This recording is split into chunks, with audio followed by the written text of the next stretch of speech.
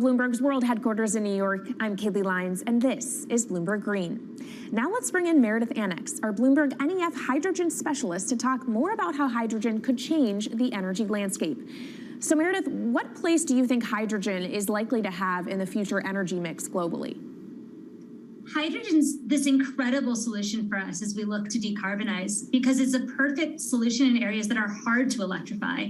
So where we like to think about hydrogen playing a role, it's in things like heavy industry, especially where you need a feedstock as well as energy source, and in things like dispatchable power, long-haul transport, maybe even shipping and aviation. That sounds great that it can be used for such diverse industries. At the end of the day, though, how much is this going to cost? Well, that's the amazing thing about hydrogen, because depending on how you make it, it can actually see significant cost declines in the future.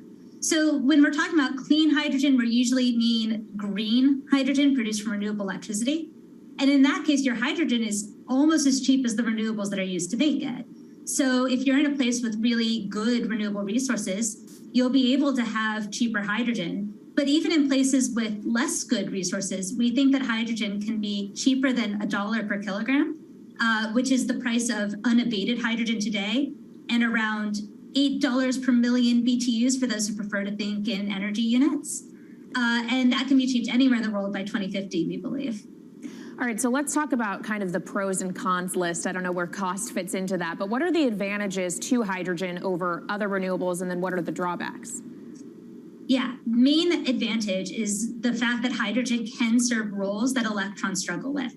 And that's things like seasonal storage, for instance, or just anything where you need storability, where electrons are harder to store, hydrogen is going to be easier.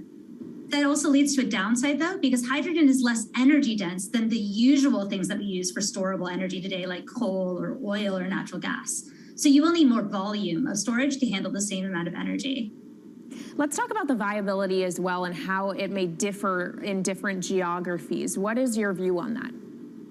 Yeah, so for green hydrogen, again, from renewable electricity, really places with the best renewable resources, things like Latin America or the Middle East, even Southern Europe, have really, really good potential for producing hydrogen. And then when you're looking at blue hydrogen, which is produced from natural gas or coal with carbon capture and storage, we do see that becoming more expensive than green hydrogen in the future, especially as renewable electricity costs come down. But that can be a viable option in places like the US Gulf Coast or Russia, where you've got good geological storage for the carbon, as well as ample natural gas that's quite cheap.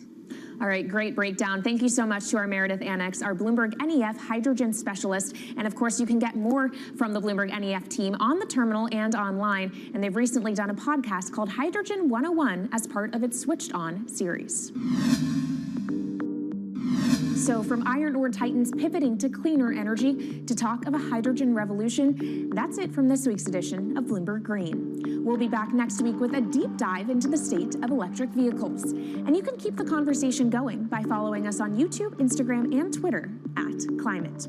I'm Kaylee Lyons from Bloomberg's World Headquarters in New York, and this is Bloomberg Green.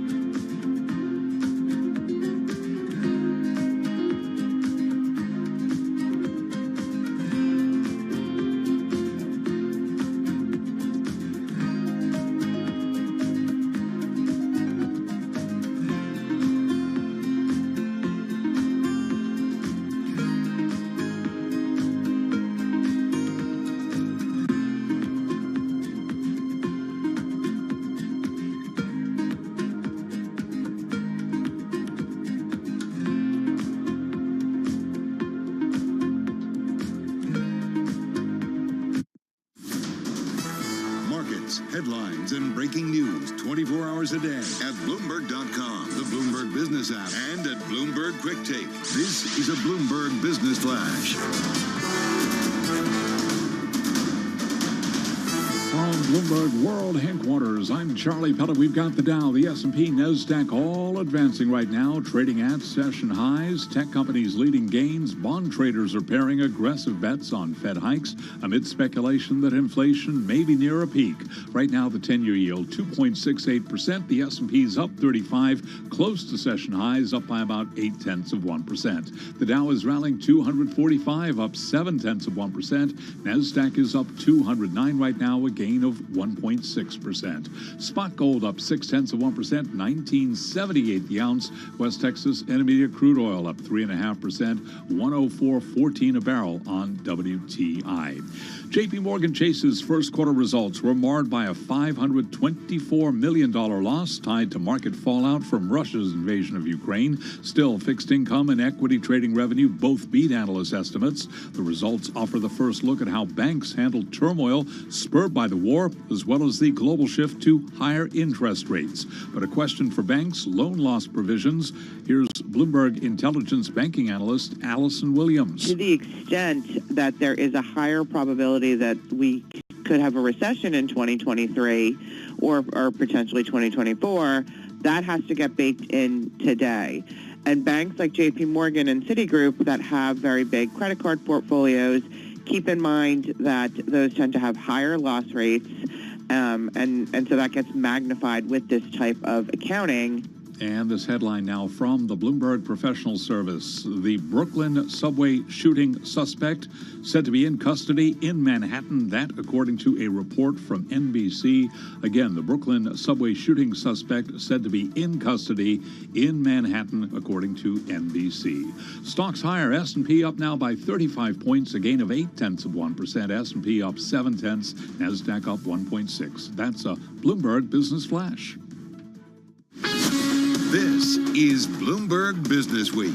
Insight from the reporters and editors who bring you America's most trusted business magazine, plus global business, finance, and tech news as it happens. Bloomberg Business Week with Carol Masser and Bloomberg Quick Takes Tim Stenovic on Bloomberg Radio. Live from the Bloomberg Interactive Brokers studio, streaming on YouTube. It is Wednesday, April 13, 2022. Carol Masser along with Tim Stenovic. And we do have a headline crossing the Bloomberg, the Brooklyn subway shooting suspect in custody in Manhattan. That is coming from NBC. We do anticipate an update and press conference from the New York Police Department.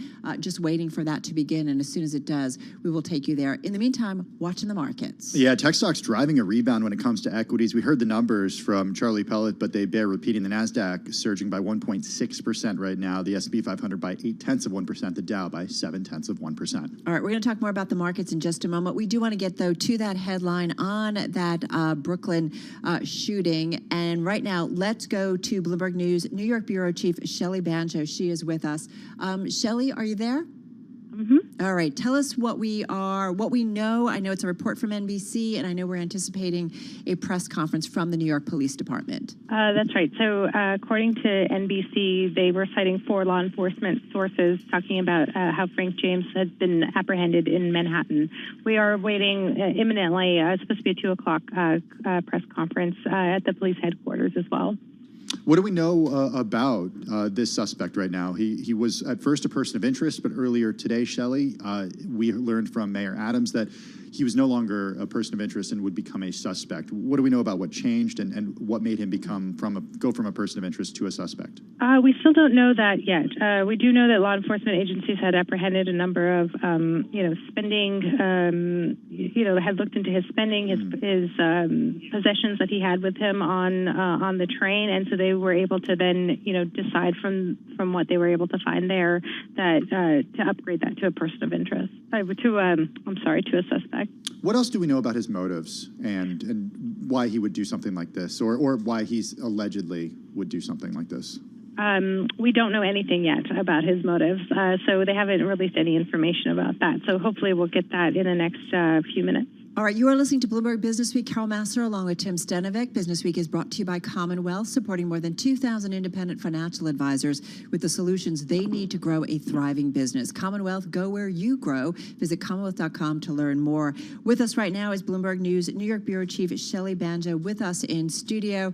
It's been fluid for some who are in New York. You are a New Yorker. You know, Shelley, it just feels like we couldn't wait to get this suspect soon enough because it did feel like it was going on for some time.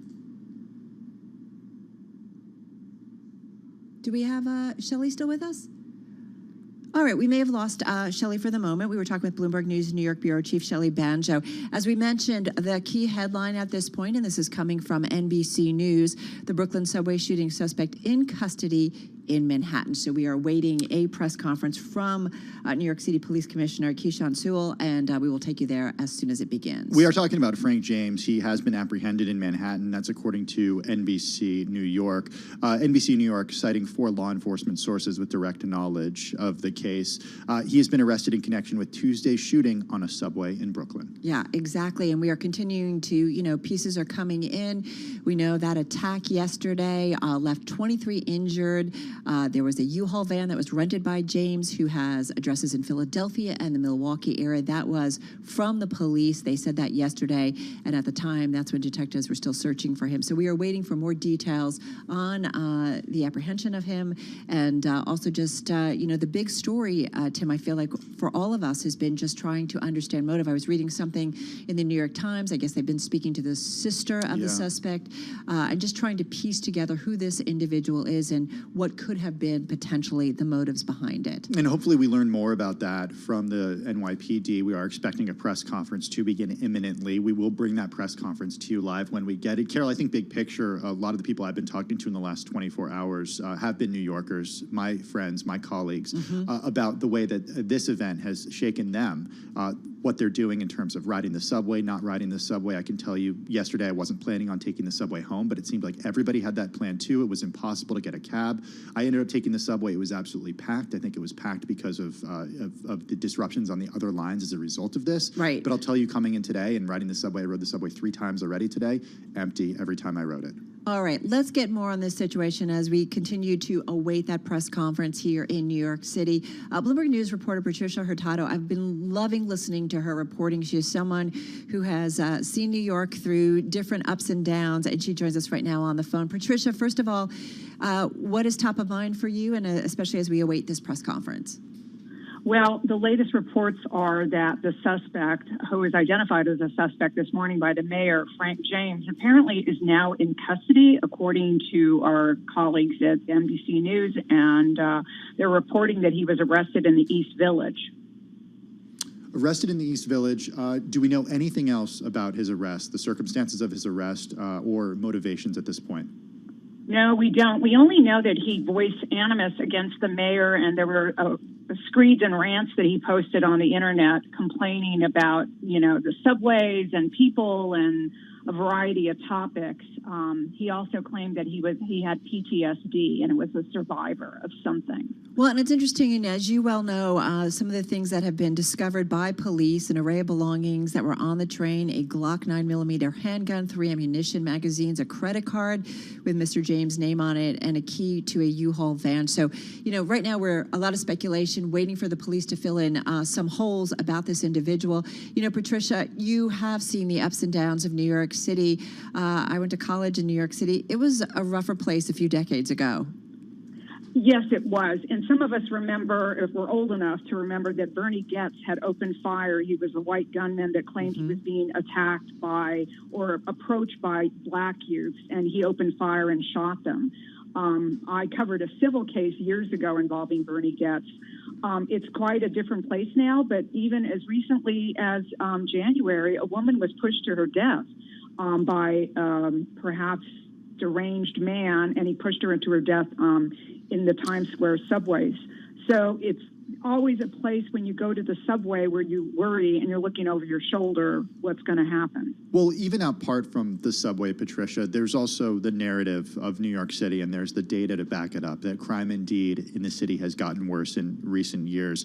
Over the first 3 months of this year, there have been 291 shootings in the city. That's up from 252 over the same period last year. That's according to the NYPD. Talk about the backdrop that this is happening against and the challenge that Mayor Eric Adams has in making New York City not just safer, but also appear safer. Yeah, the mayor yesterday was basically depicting what had happened yesterday on the train as basically part of a greater plague of gun violence that's affecting every city, major city in the country. So that not New York just alone, but it was other cities that have this uptick in violence and gun violence.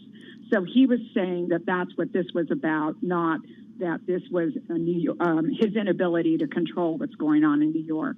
Does the data back up that narrative, though? Is what we're seeing in New York unique to New York, or is it something that's happening around the country?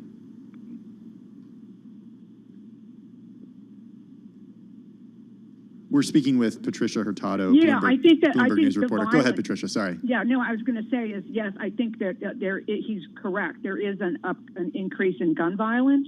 That may be just because it's so much easier, unfortunately, to get a weapon, and there's fewer restrictions on abilities. You know, there used to be prohibitions, or you'd have to wait. And there's these ghost guns that law enforcement has been complaining about too, that people can get these guns bought in the market. Interestingly, about this suspect, there are reports now that they've now been able to trace the gun that he left behind, the 9mm Glock, to this guy James. So another indication that he is linked directly to the gun that was left behind. That is now they have the spent shell casings that were injuring people. So, you know, I guess they have a very strong case against him. And it's interesting, you did mention that he was arrested or apprehended in the East Village. CNN reporting that he was arrested by patrol cops in the East Village neighborhood today. This was 3 law enforcement officials telling CNN specifically. Patricia, like I said, you know, you have seen so much in New York City. We all obviously want to know a little bit more about this individual. What were the motives behind it? You know, what else top of mind as we've seen this incident and this investigation play out is top of mind for you? Well, I think everyone in the city is always cautious, but this is an extra layer of concern that everyone has. You know, people get on those subways, and it's a very confined space. You take your life in your hands. In fact, sometimes when there's such animosity on the train and someone's pushing and shoving and you don't know what's going to happen in the next minute, right? Or that people aren't wearing masks and you might be exposed to the virus. So now there's this extra component of, oh my goodness, do I have to look over my shoulder? I mean, if this guy has been arrested, I guess it's great that we have that comfort. Yeah, exactly. Listen, I'm someone who would close my eyes on the subway. I was that comfortable. I was the same. I would fall asleep. There's a camaraderie. Years, but yeah. Camaraderie and commuting. I had no problem with it, at least pre-pandemic.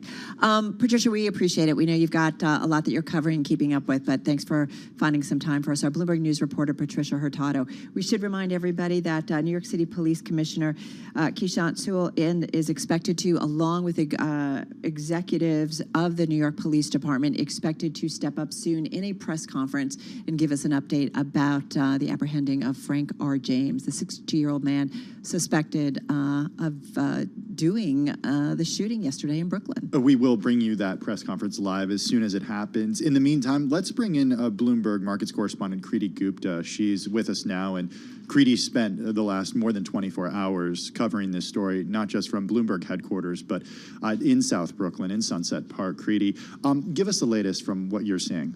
Yeah, well, so right now, I mean, this is really the headline that's crossed, right? A lot of speculation about who this man is that has actually been apprehended by authorities, and we know this has been, by the way, reported by NBC. It is interesting that the New York Police Department, they were set to speak at 2 o'clock. That has been delayed, and by the way, the press conference was kind of I don't want to say thrown together, but the notice was given fairly quickly. So it seems like there is developing news. Once again, we have to figure out what the details are.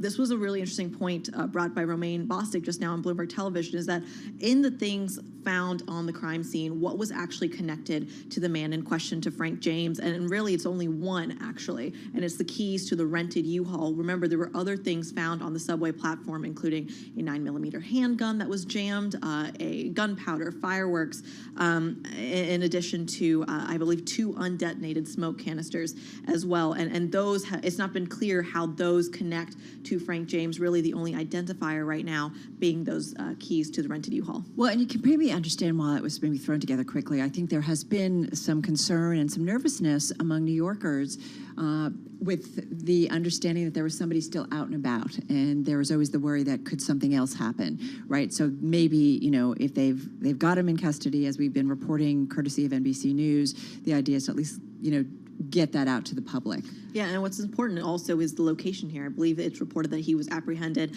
in the Lower East Side. And so remember the significance of simply the location of where this attack and where the shooting actually took place. It took place on 36th Street in Brooklyn. For our international audience, we should really point out that this is a significant spot en route to Lower Manhattan, to the Wall Street area, and then, of course, into beyond Manhattan. But 36th Street in particular is a key transfer route or spot where people transfer to get on to the N train, the R train, and I'm forgetting another subway line. The D train as well. The D train, there you go. And so that's going to be a big question about, it's very clear that he is isolated into this area, but it's not just Brooklyn, it's Lower East Side too. I do want to note that Mayor Eric Adams is also set to speak at this New York Police Department presser. He will be joining remotely as he still remains in quarantine as a result of a COVID diagnosis. Right, so we will hear from all of the key officials on this. I mean, there's a lot of questions, and I think, safe to say that it has been a safer New York City, no doubt about it, but there doesn't take much for us to feel a little unsettled here and just to understand who this individual is. There's been a lot of speculation. We have to be careful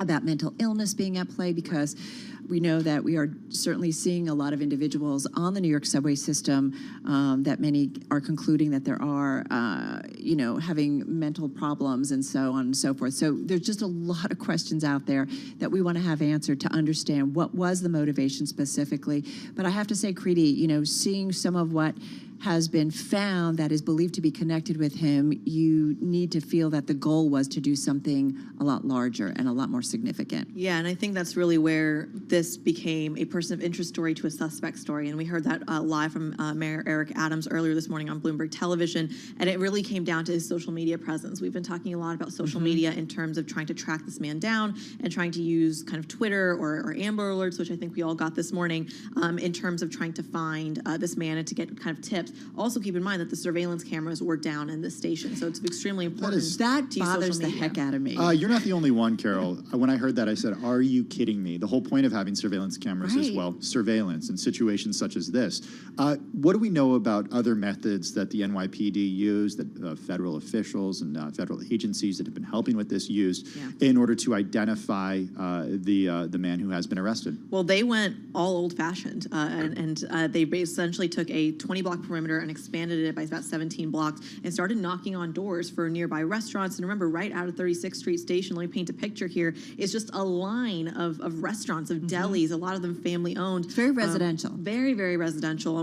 Across from the subway station, you have Sunset High School, you have a park, even a cemetery, and then really just rows and rows of townhouses. So this is important when it comes to simply not only how they're going to find him, but then when they try to figure out motive as well, because this man, when you look at his social media channels, it is a lot of kind of nationalism has been pinned to this. It's a lot of questions about mental health. There's also been linked towards comments towards Mayor Eric Adams, where they did increase his security in reaction to this. So there are a lot of questions, once again, about motivation, but still no proof about whether that was the reason he did it. And I know I'm laying out a lot of details that seem relevant, but this is why we have to wait for the police to really confirm that this is the man. Well, on NBC News saying that James was taken into custody at St. Mark's Place and First Avenue in the East Village. So we're getting more specifics about where you happened. But you're right, it wasn't in Brooklyn per se. It was here in Lower Manhattan specifically. And it'll be interesting to see in the press conference how much information is shared. Safe to say that they are still gathering probably a lot of information about who this individual is, and who knows how much time they've had to actually talk with him. So we'll have to see how much ultimately is shared with the press, or whether or not we get a little bit more of a briefing later on. And go ahead, Kriti. I was going to say, and if I might add, how easily this was done, right? Because think about the amount of things that were found on the crime scene, right? I laid them out. lot. Gunpowder, fireworks, an armed weapon, smoke fit canisters, 2 undetonated, 2 that were detonated, and in addition to a U-Haul van that have addresses not even in New York, to Philadelphia and Milwaukee. So these are once again questions about simply the timeline of these intentions and how it all played out. James was first identified as a person of interest, not a suspect. But this morning, earlier today, we did learn from Mayor Eric Adams that he had been, his identity they had shifted it from a person of interest to a suspect. Do we know, Kriti, what specifically it was that made officials say this person is no longer a person of interest, but we want to arrest him and he is a suspect? That's what we're gonna need to find out in the press conference, because like I said, the only thing that we know of so far linking him has been those keys to the U-Haul. It hasn't been clear yet any other evidence that they have beyond simply social media video, which we know can be troubling in terms of facial recognition and things like that, especially when surveillance is down. So that's a really key question that people are going to say, what is actually happening? And it's likely they're also going to come out with some, at least, conjecture of motive here, because once again, these social media things were carefully combed. Let's just reset. We're talking with Bloomberg's Kriti Gupta. She was downtown all day, not downtown, she was in Brooklyn all day yesterday covering this shooting. What we know is New York City law enforcement officials have arrested Frank James in Manhattan in connection with that shooting. This is according to multiple sources. And what we are finding out is that he was taken into custody at St. Mark's Place and First Avenue in the East Village neighborhood. So we are waiting, of course, a press conference by the New York City Police Commissioner, as well as Mayor Eric Adams of the city of New York. And so we will obviously get some more details. Joining our conversation is Caleb Melby of Bloomberg News, who was also there and covering this. We've been talking a little bit about this and what we're waiting for. What is, and I've been asking Kriti, and we've been talking about it, like top of mind. What is top of mind for you in this press conference? Yeah, I think people really want to know more about how this investigation unfolded. Did it feel like it took long? The suspect appears, he was in the city, when the attack happened, and he was in the city when he was found. We have a lot of NYPD officers, and obviously the city's been on edge for more than 24 hours. And we have a lot of technology in this day and age. We have surveillance footage, not just cameras supposedly in the subway station that reportedly did malfunction, but also cameras on buildings outside and convenience stores and ATMs, and the list goes on.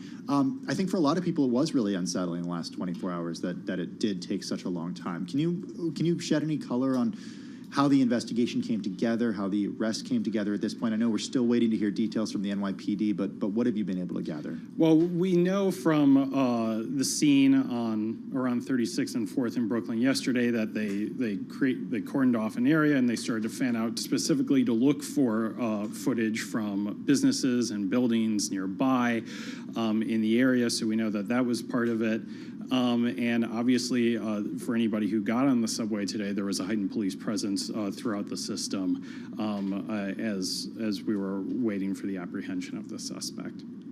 So we are, again, waiting this press conference. And as we have these conversations, there is a certain amount of information that we know at this point. And obviously, we're looking really for more details on the individuals. I have to say, as a New Yorker, somebody who works in New York, I really do want to understand the motivation. There's been a lot of speculation, Caleb, on this.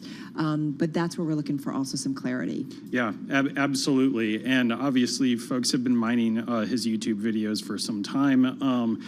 Over the last few hours here, of which one could derive several different meanings from them, and the good and bad of we'll social, learn. right? Yes, exactly. Yeah. Well, and I'm just looking from the New York Times, the NYPD working with the FBI's Joint Terrorism Task Force and the Federal Bureau of Alcohol, Tobacco, Firearms, and Explosives to track down Frank James, who, as we've said, is now in custody and who officials do believe is responsible for that shooting in Brooklyn yesterday. I want to broaden the conversation and bring in a Bloomberg Politics contributor, Jeannie Shanzano. She joins us on the Access line. Jeannie, you cover and you are a keen observer of politics on a national level and on a local level here in the United States. And I'm wondering if you can speak to the backdrop that New York City finds itself against in terms of rising crime, not just in the city, but throughout the United States as the U.S. and the world continue to try to recover from the last 2 years. You know, it is a huge challenge, and it's one that we have heard a lot of conversations about. You know, I'm just thinking about, seems like eons ago now, but the hearings in Ketanji Brown Jackson, this has been raised over and over again about our treatment of criminally accused and also the rising crime numbers. We heard the president out the day before this happened trying to make a new appointment to the ATF. We haven't seen somebody in that position in years, and also trying to regulate ghost guns. We saw the president visit New York City. We all recall not that long ago, meet with the mayor in an attempt to wrap his arms around this challenge of crime, and in his State of the Union talk about funding the police.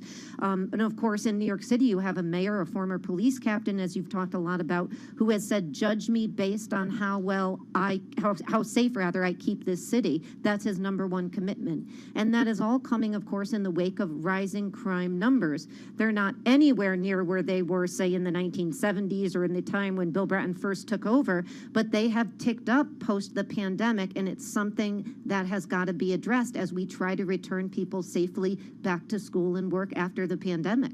How do you think about the pandemic and George Floyd, where we are looking at police forces around the nation in a very different way? How has all of this kind of maybe potentially set us up for what happened yesterday? You know, I think it's so fascinating because there was so much attention paid during the whole George Floyd era, if you will, to these questions of policing, and rightly so. And we had, places like in Albany and in the city council in New York City, where in the Manhattan DA, where they were trying to address those challenges. And we've had some pushback against that politically. So I do think we are going to see, some kind of hopefully a positive conversation that comes out where, as Mayor Adams talks about, you could both keep the city safe and you can do so in a way where you respect the rights of the people, particularly young men, for instance, in the city who have, been victimized by some of the policing challenges. So I do hope that there's a conversation on how to do that, but the #1 job of any executive is going to be keeping the city safe. I think that's where the focus has to be, and you try to do it in a way that respects rights at the same time, and it's not an easy thing to do. Jeannie, can I ask you very quickly? I'm more interested about the policy here because I think there were reports that the governor of New York, Kathy Hochul, had now said that there might be potentially more freedom, more mayoral rights given to Mayor Eric Adams, especially when it comes to the school systems. That was a really key issue when we were reporting from Brooklyn yesterday, the idea that there were 4 schools in the area, in that area in Brooklyn alone. So I'm curious about how this might change, just how much authority some of these leaders have when it comes to dealing with crises like these. Yeah, and this is something that she said, as you mentioned, that she was going to try to, increase, if you will, his control over New York City schools. It's something that is going to take a bit to do. She can push for it. She's also going to have to work with people in Albany to do it. But I do think it is critically important. We've just seen the state budget passed, and this is an issue that has not gotten the kind of attention that many people like Kathy Hochul think it should. But it is something that, as you think about keeping the schools, the children in the schools and their families safe, you would want mayoral control to be extended. So I do think it is something we are likely to see, but she's going to have a little bit of an uphill battle on this, trying to push it through. One of the interesting, I think, changes we've seen, at least it's still early in both of these administrations, if you will, is unlike the previous administrations, these two, the mayor and the governor, are working working together pretty well, at least for now, which is quite a switch from Cuomo and de Blasio. We are talking with Bloomberg Politics contributor Jeannie Shane Zaino on the Access line. Also with us is Caleb Melby and Kriti Gupta of Bloomberg News. And, you know, one thing I think about, Caleb, is I got to say, as a New Yorker, where we see these subway systems, we don't really need to buy tokens anymore, right? Everything is automated or increasingly automated. So there aren't the operators in the stations anymore. So I do find it, even pre-pandemic, that there's not a lot of people floating around. And that's one thing with the cameras down, like, it makes me a little bit nervous. Yeah, I can understand that. And obviously this isn't the first, incident that's made people wary of the subways during... I feel like we all have a story, right? Yeah, absolutely. And I think when Adams committed higher police presence to the subways, that was part of the problem he was trying to solve for. Obviously, he's very interested in getting the city reopened. He's been our party mayor, very visibly trying to show that, we are open for business, but it doesn't work if people aren't riding the subways. Does it make the New York, the quote unquote New York City comeback, Caleb, that much harder to get to pre-pandemic levels? Oh, I mean, yeah. I mean, we were still way below them when it comes to the subway ridership. Yeah, and it's not just that, you have all this kind of negative attention on crime and the subways, but also, people have grown accustomed and quite comfortable to working from home. So, like, I mean, it's a lot of pain on one side that you don't necessarily feel the need to deal with. Jeannie, what do you want to hear from this press conference? And we should remind everybody that we are getting ready to head to the New York City Police Commissioner for an update. In fact, it looks like there's some brewing. Are we getting ready for this? Just keeping a watch on the live feed. They could be testing mics as they do. Okay, they may be just testing mics at this point, but as soon as they do begin talking, we will take you there. Jeannie, what do you want to hear from this presser, just quickly? I want to hear the facts about how this arrest was made, any evidence that they could share that they have, so the who, what, where, if you will, of this story. And I would also like to hear that they believe that he is the lone shooter. He was not working with anybody else, that the city is now safe. I don't know if this presser is the moment to do it, but I would also like to hear more about what the mayor and the governor have to say about keeping, as you were just talking about, particularly the subways safe. There's a lot of concern about that and how you do that, and at once respect the rights, particularly of young people in the city who have not been treated well at the hands of many police officers. So how they're going to walk that line and how they intend to do that, I think those things, maybe not today, but in the coming days, I'd like to hear more about the plans there. Well, Jeannie, speaking of that, I was pretty struck to hear Police Commissioner Sewell yesterday say that she was ruling out or not considering it an act of terrorism. And I'm wondering how you read into that and how we define terrorism here. Yeah, and they were using, we have been terrorized, I think was the term. Kriti, I think knows this better than I do, but they were saying, but it is not an act of terrorism, because I do think in this environment, so many people, myself included, jump to the question of, is this an act of terrorism, akin to 9/11 or something like that? They wanted to assure us against that, but at the same time acknowledge that it is terrorizing, that this is occurring. So, but it's a very difficult line to walk, and it's also a legal line they can't cross. Jeannie, thank you so much. Bloomberg Politics contributor. We are talking and awaiting this press conference with the New York City Police Commissioner. We want to take you there. Deputy Commissioner John Miller at the podium. Police Commissioner Keyshawn Sewell, Chief of Detectives James Essig, Breon Peace, the United States Attorney for the Eastern District of New York, Mike Driscoll, the Assistant Director in charge of the FBI's New York office, John DeVito, Special Agent in charge, ATF. These are the partners who have been working with us from the first moment of this incident, and we have important information to transmit today. First, I would like to go to the mayor, live from Gracie Mansion.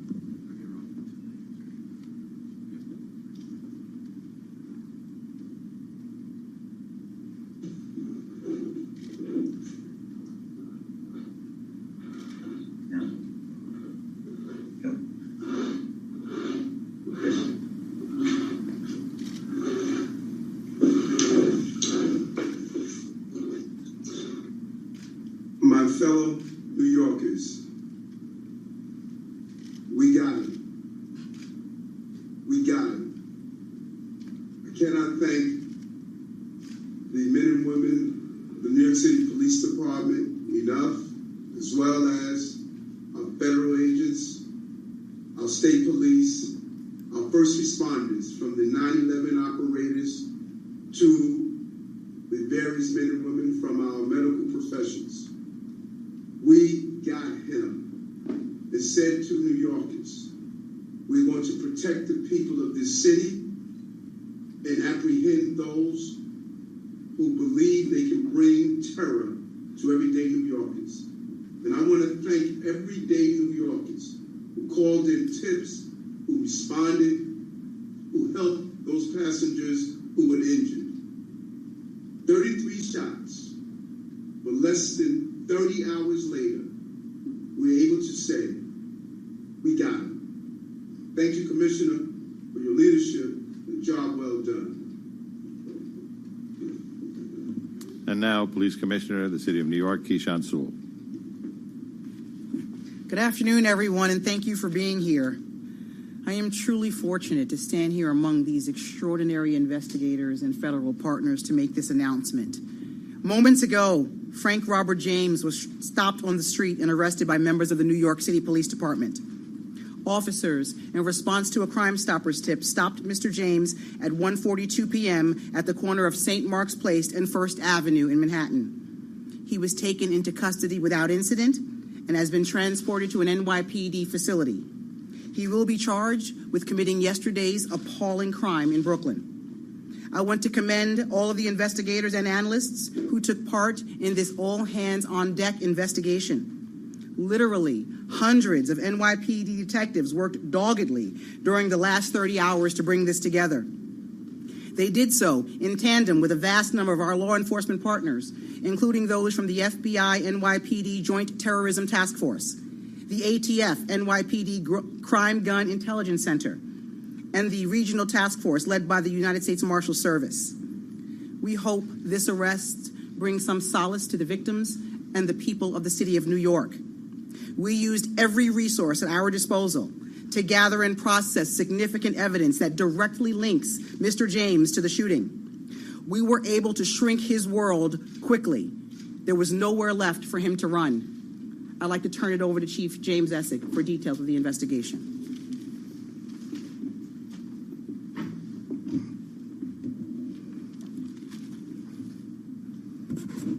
Good afternoon, everybody. I'd like to update the public on yesterday's incident on the subway in Brooklyn on a Manhattan-bound N train. Through the course of this investigation, we developed additional information and evidence.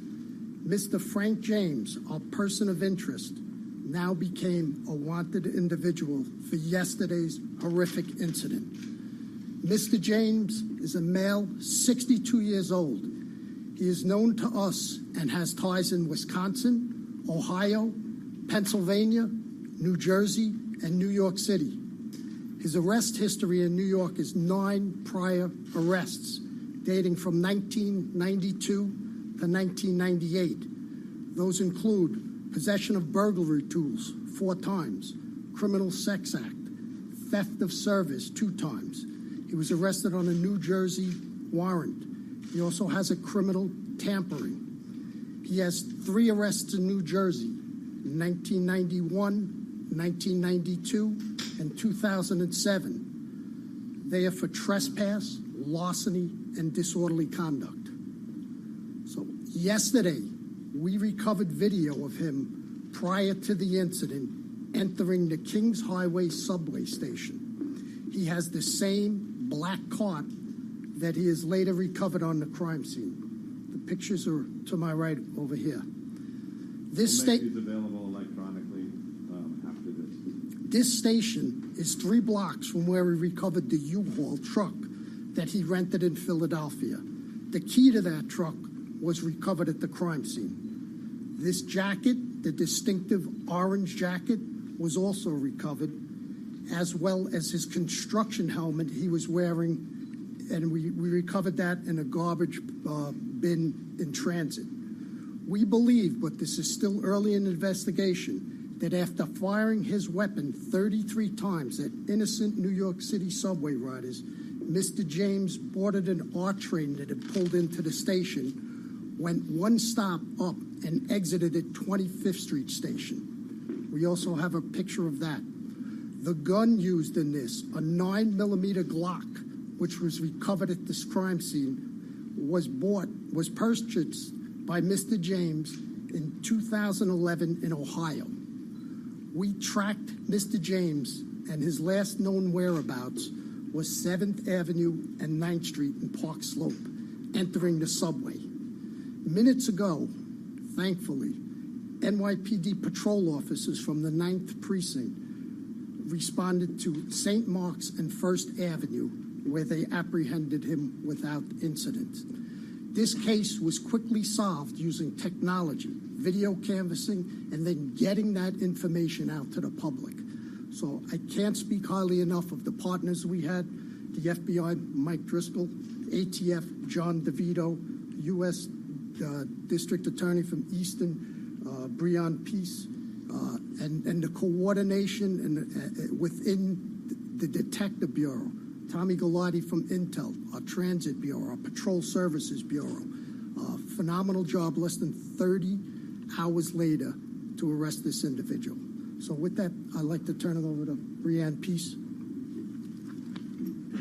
All right, you were listening to the press conference, the New York City Police Conference. Right now, we just heard from... Good afternoon. Thank you. We're going to actually take you back there. Yesterday was a dark day for all of us, but the bright spots of the incredible heroism of our fellow New Yorkers helping each other in a time of crisis, the quick response by our first responders, and the hard work by all of our law enforcement partners that has been ongoing is truly a bright spot here.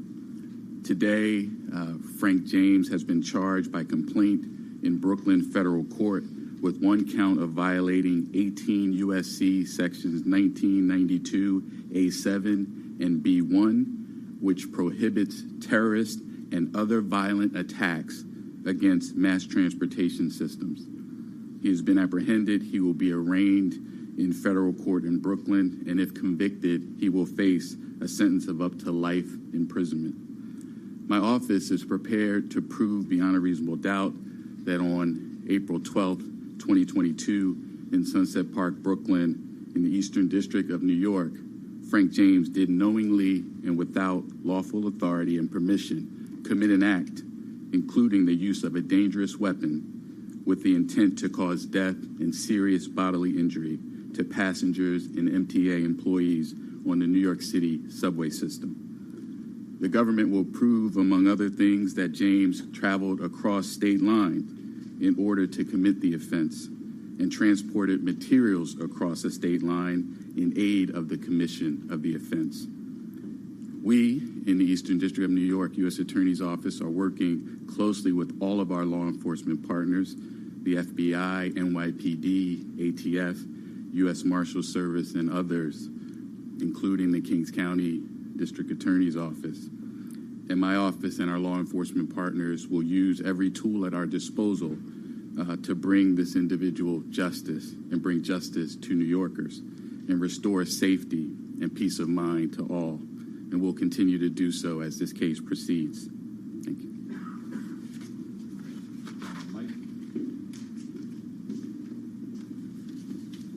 Good afternoon, and thank you all for being here today. As Mr. Peace just discussed, Mr. James is now facing a federal charge for his actions, a terrorist attack on mass transit. We have two ways that you can get in contact with us, because I want to be very clear that this is still an ongoing investigation. If you have additional information regarding Mr. James's activity, or if you have digital information, please reach out to us. Contact the FBI, 1-800-CALL-FBI, or you can provide digital media through fbi.gov/Brooklyn shooting. We need to hear from you so we can fully understand all the events that have occurred over the last 30 hours. It's crucial that we receive the assistance of the public as we piece this case together. There has been some reports that FBI holdings to date had a tie to Mr. James. I want to be very clear that to date, we have found no record of an investigation of Frank R. James by an FBI office before the shooting yesterday. Reports that FBI's New Mexico field office previously investigated him are inaccurate.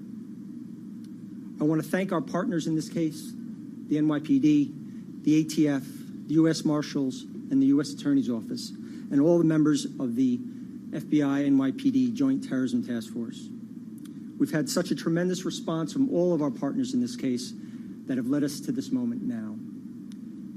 I also want to take a quick moment to highlight the work of the JTTF. I'm fortunate I get to work with them every day. It's truly an outstanding group of people, led by SAC Kerry Farley, who spearheaded this investigation. They've done an outstanding job on this, as they have every time New York has faced a threat of this nature. So thank you, and I'd like to turn it over to John DeVito from the ATF.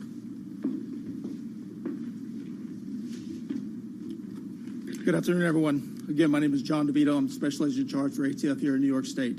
One of the key points that A. Dick Driscoll pointed out was that we could not have done this without the public's help. First, let me say our thoughts and prayers and actions for the past 2 days have been with the victims as well as all New Yorkers. The men and women of ATF have been working side by side with NYPD, FDNY, the Marshals, FBI to solve this heinous crime, which we have. Immediately after the attack, New York City Crime Gun Intelligence Center, or CGIC, which is a unit comprised of highly skilled analysts, investigators from ATF, NYPD, as well as a myriad of other vital partners, whose sole purpose is to collect, analyze, and disseminate actionable intelligence regarding gun violence. Just imagine a team of dedicated professionals exploiting every nugget of intel from gun violence, the firearms, and then weaponizing that information to use it against the people that are terrorizing our communities. That's your CGIC. The timeline on this gun's life spans 16 years in 5 states. And I'm very proud to say that late yesterday evening, about 12 hours after this attack, ATF agents were able to close the loop on that extensive time span and determine that Frank James purchased said firearm from a federal firearms licensee in Ohio in 2011. So essentially, we tied that gun, utilizing the shooting, to our target, and now we have our target in custody. Thank you. Okay, we're going to be in that we've told you almost everything we have to say. All right, you are obviously listening to a briefing by the New York City Police team, as well as the ATF team, the federal prosecutor also weighing in. Right now, they are beginning to take questions from those members of the press community. Let's go back. Commissioner, we'll repeat that for another one. He alludes in one of his videos to yesterday's date. Does that date have any significance? And is it clear yet what the motivation was for the shooting? I think first and foremost, we were looking to get this guy off the street before he did any more carnage, brought any more carnage to the city. As to the investigation into the motive and to scouring his social media, that's still part of the ongoing investigation. But again, first and foremost, we wanted to take him off the street. The investigation is continuing into the motive, into his social media postings. Bloomberg. You said Mr. James walked into a Park Slope subway station. What time was that, and what was he doing in between then and when you guys called him? That was 9:15 yesterday. So the incident occurs at 8:24. So he exited the 25th Street Station House shortly after 8:24. The R train pulls in. We catch him next going into a Park Slope on 7th Avenue and 9th Street at 9:15. And then we grab him today. But we had literally hundreds of detectives out scouring video throughout the crime scene and beyond. And so this is 9 a.m.? Excuse me? 9 a.m. that he goes into Park Slope? Yes, that was him. Yeah, yesterday at 9:15. All right, Mark. And do you have any idea where he was previously today? Any ideas on his whereabouts? Was he being tracked in any way? Did he say anything when he was arrested? No, his arrest was just literally minutes ago. So we haven't even, we just arrived at the precinct shortly. As to his whereabouts, that's part of the investigation. Detectives are out going through video canvases, and we're going to backtrack that, and that will take literally weeks. Katie. A two-part question.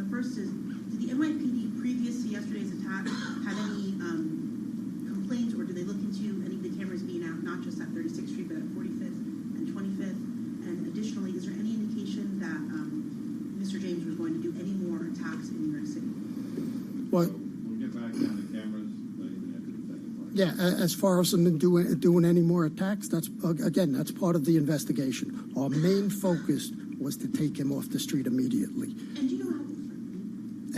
Well, go ahead. Do you know how he purchased the gun? If he had the criminal record? You can't have a felony conviction to purchase the gun, so he had no felony convictions. Okay, New York one. Emily, how are you? Hi. Has the mayor's security detail been returned to its typical size and scope? So we're not going to discuss that. Juliet Pop. Yes, can you take us from the Crime Stopper tip to the arrest? What happened in between? How was he located? And The Crime Stopper tip today? Yeah. Go ahead, boss. Hey, Juliet. Good afternoon. Crime Stopper tip comes in, reports that the male is in the McDonald's on 6th Street and 1st Avenue in the 9th Precinct down on the Lower East Side in East Village. Officers respond to the McDonald's. He's not in the McDonald's. They start driving around the neighborhood looking for him. They see him on the corner of St. Mark's and 1st, and they take him into custody. No incident and take him into custody.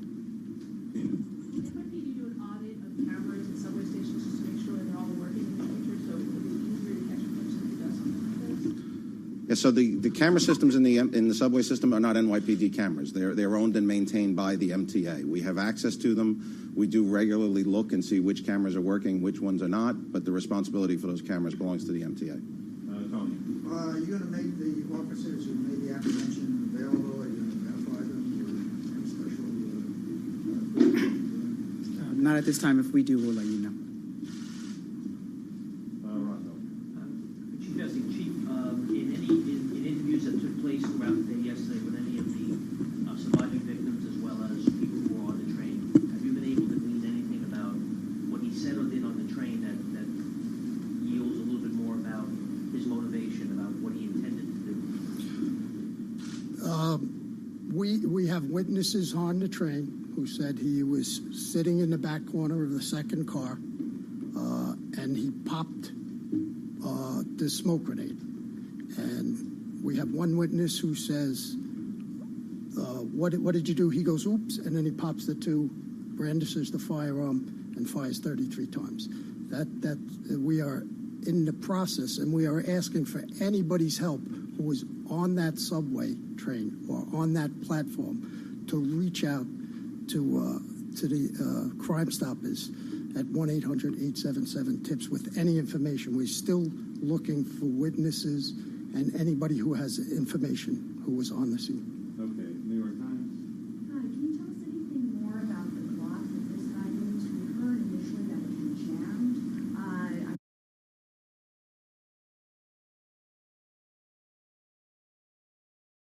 Tell us a little bit more about if that's the case, or... Well, our crime scene is still processing that scene. It goes to the lab, and they'll give us a report. It's still very early in the investigation for that. All right, Tony. One for Steve. Okay, go ahead. Restraint. The statute he's being held under, that requires no nexus to any foreign terrorism. This is, in its own, it's a discrete terrorism charge. That's correct. The statute is titled Terrorism and Other Violent Attacks in Mass Transportation. So if there's a federal interest, of course, in protecting mass transportation hubs and infrastructure, and so that's the jurisdiction. But we're not going to comment further on. We're still investigating the motive and things like that, so can't comment further. All right, last question to Juliet. We're listening to questions and answers at a New York City Police Department press conference regarding yesterday's shooting in South Brooklyn. Let's go back there now. That's going to be part of the investigation as well, so we were not able to speak to that at this moment. So after his arrest in the 90s, and then did he disappear? Was he not in New York City anymore? That's part of our investigation as well, Julie. Thank you. One more question. You're the last question. Thank you. I'm wondering if there's, do we have any motive in terms of Sunset Park? Why Sunset Park, or was it random? No idea. So just to close, we also want to acknowledge our partners, sometimes jousting partners in the media, for putting all these pictures out, for spreading this story from the time we did the press conference yesterday. that was a critical effect on raising the kind of public awareness that, as the commissioner said, All right, you were just listening to Deputy Commissioner John Miller there, wrapping up. Basically, it sounded like he was thanking the media essentially for putting pictures out there to help in this investigation. Again, what we know from that New York City police briefing is that, yes, indeed, they do have a suspect in custody at this point, and the suspect was Frank James. He was a person of interest yesterday, but today at 1:42 p.m., he was stopped by New York City police officers and taken into custody in the Village here in New York City. Yeah, some pretty remarkable detail coming from federal and federal prosecutors and members of the NYPD just now, Carol. They said that he was recognized inside a McDonald's in the East Village. Somebody called Crime Stoppers. Police went to that McDonald's. They did not find him there, but then they drove around the East Village and apprehended him in the East Village on First Avenue. Right. Very interesting. There's still some of the timeline. They said that that will probably take weeks to figure out. We still have some more headlines, but let's get through them, and let's also bring in Bloomberg Politics political contributor Jeannie Shane Zano. She is still on the Access line here for us. Jeannie, hopefully you got to hear a lot of it.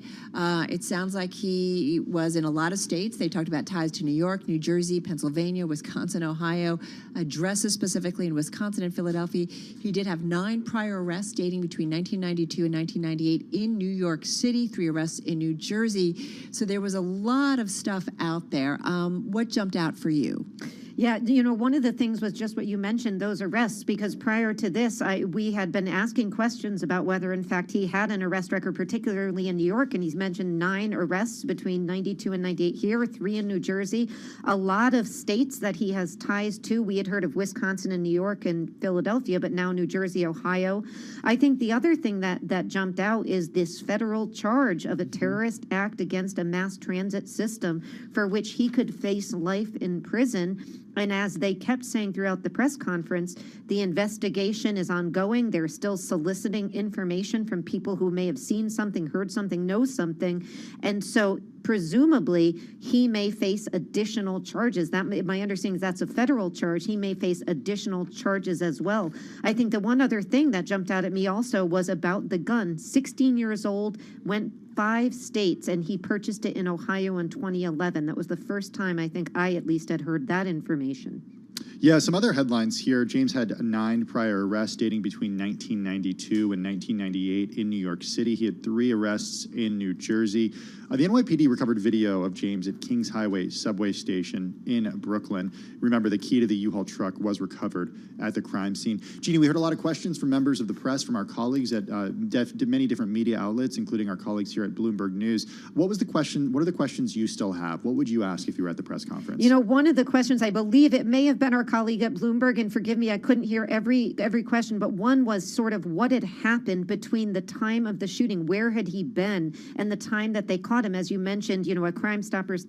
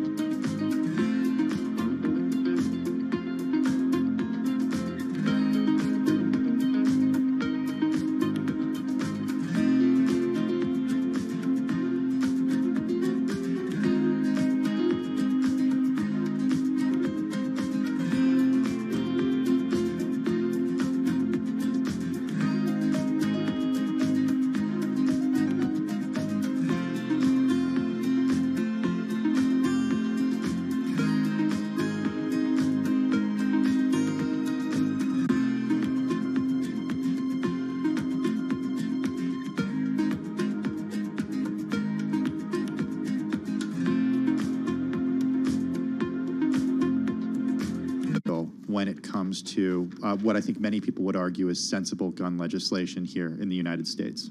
Well, I would hope so. I was actually just giving a talk recently about gun control and gun violence. And you know, one thing that I heard in this presser that is, I think, worth underscoring is that he had no felony convictions, which means that you can legally purchase. And there's a lot of people in this country who think one common sense gun reform is not only a longer waiting period, but also if anybody, and we don't know about him, so it's important to say this, but if anybody has a history of mental illness or if there are previous arrests, that it may be tougher for them to purchase a firearm.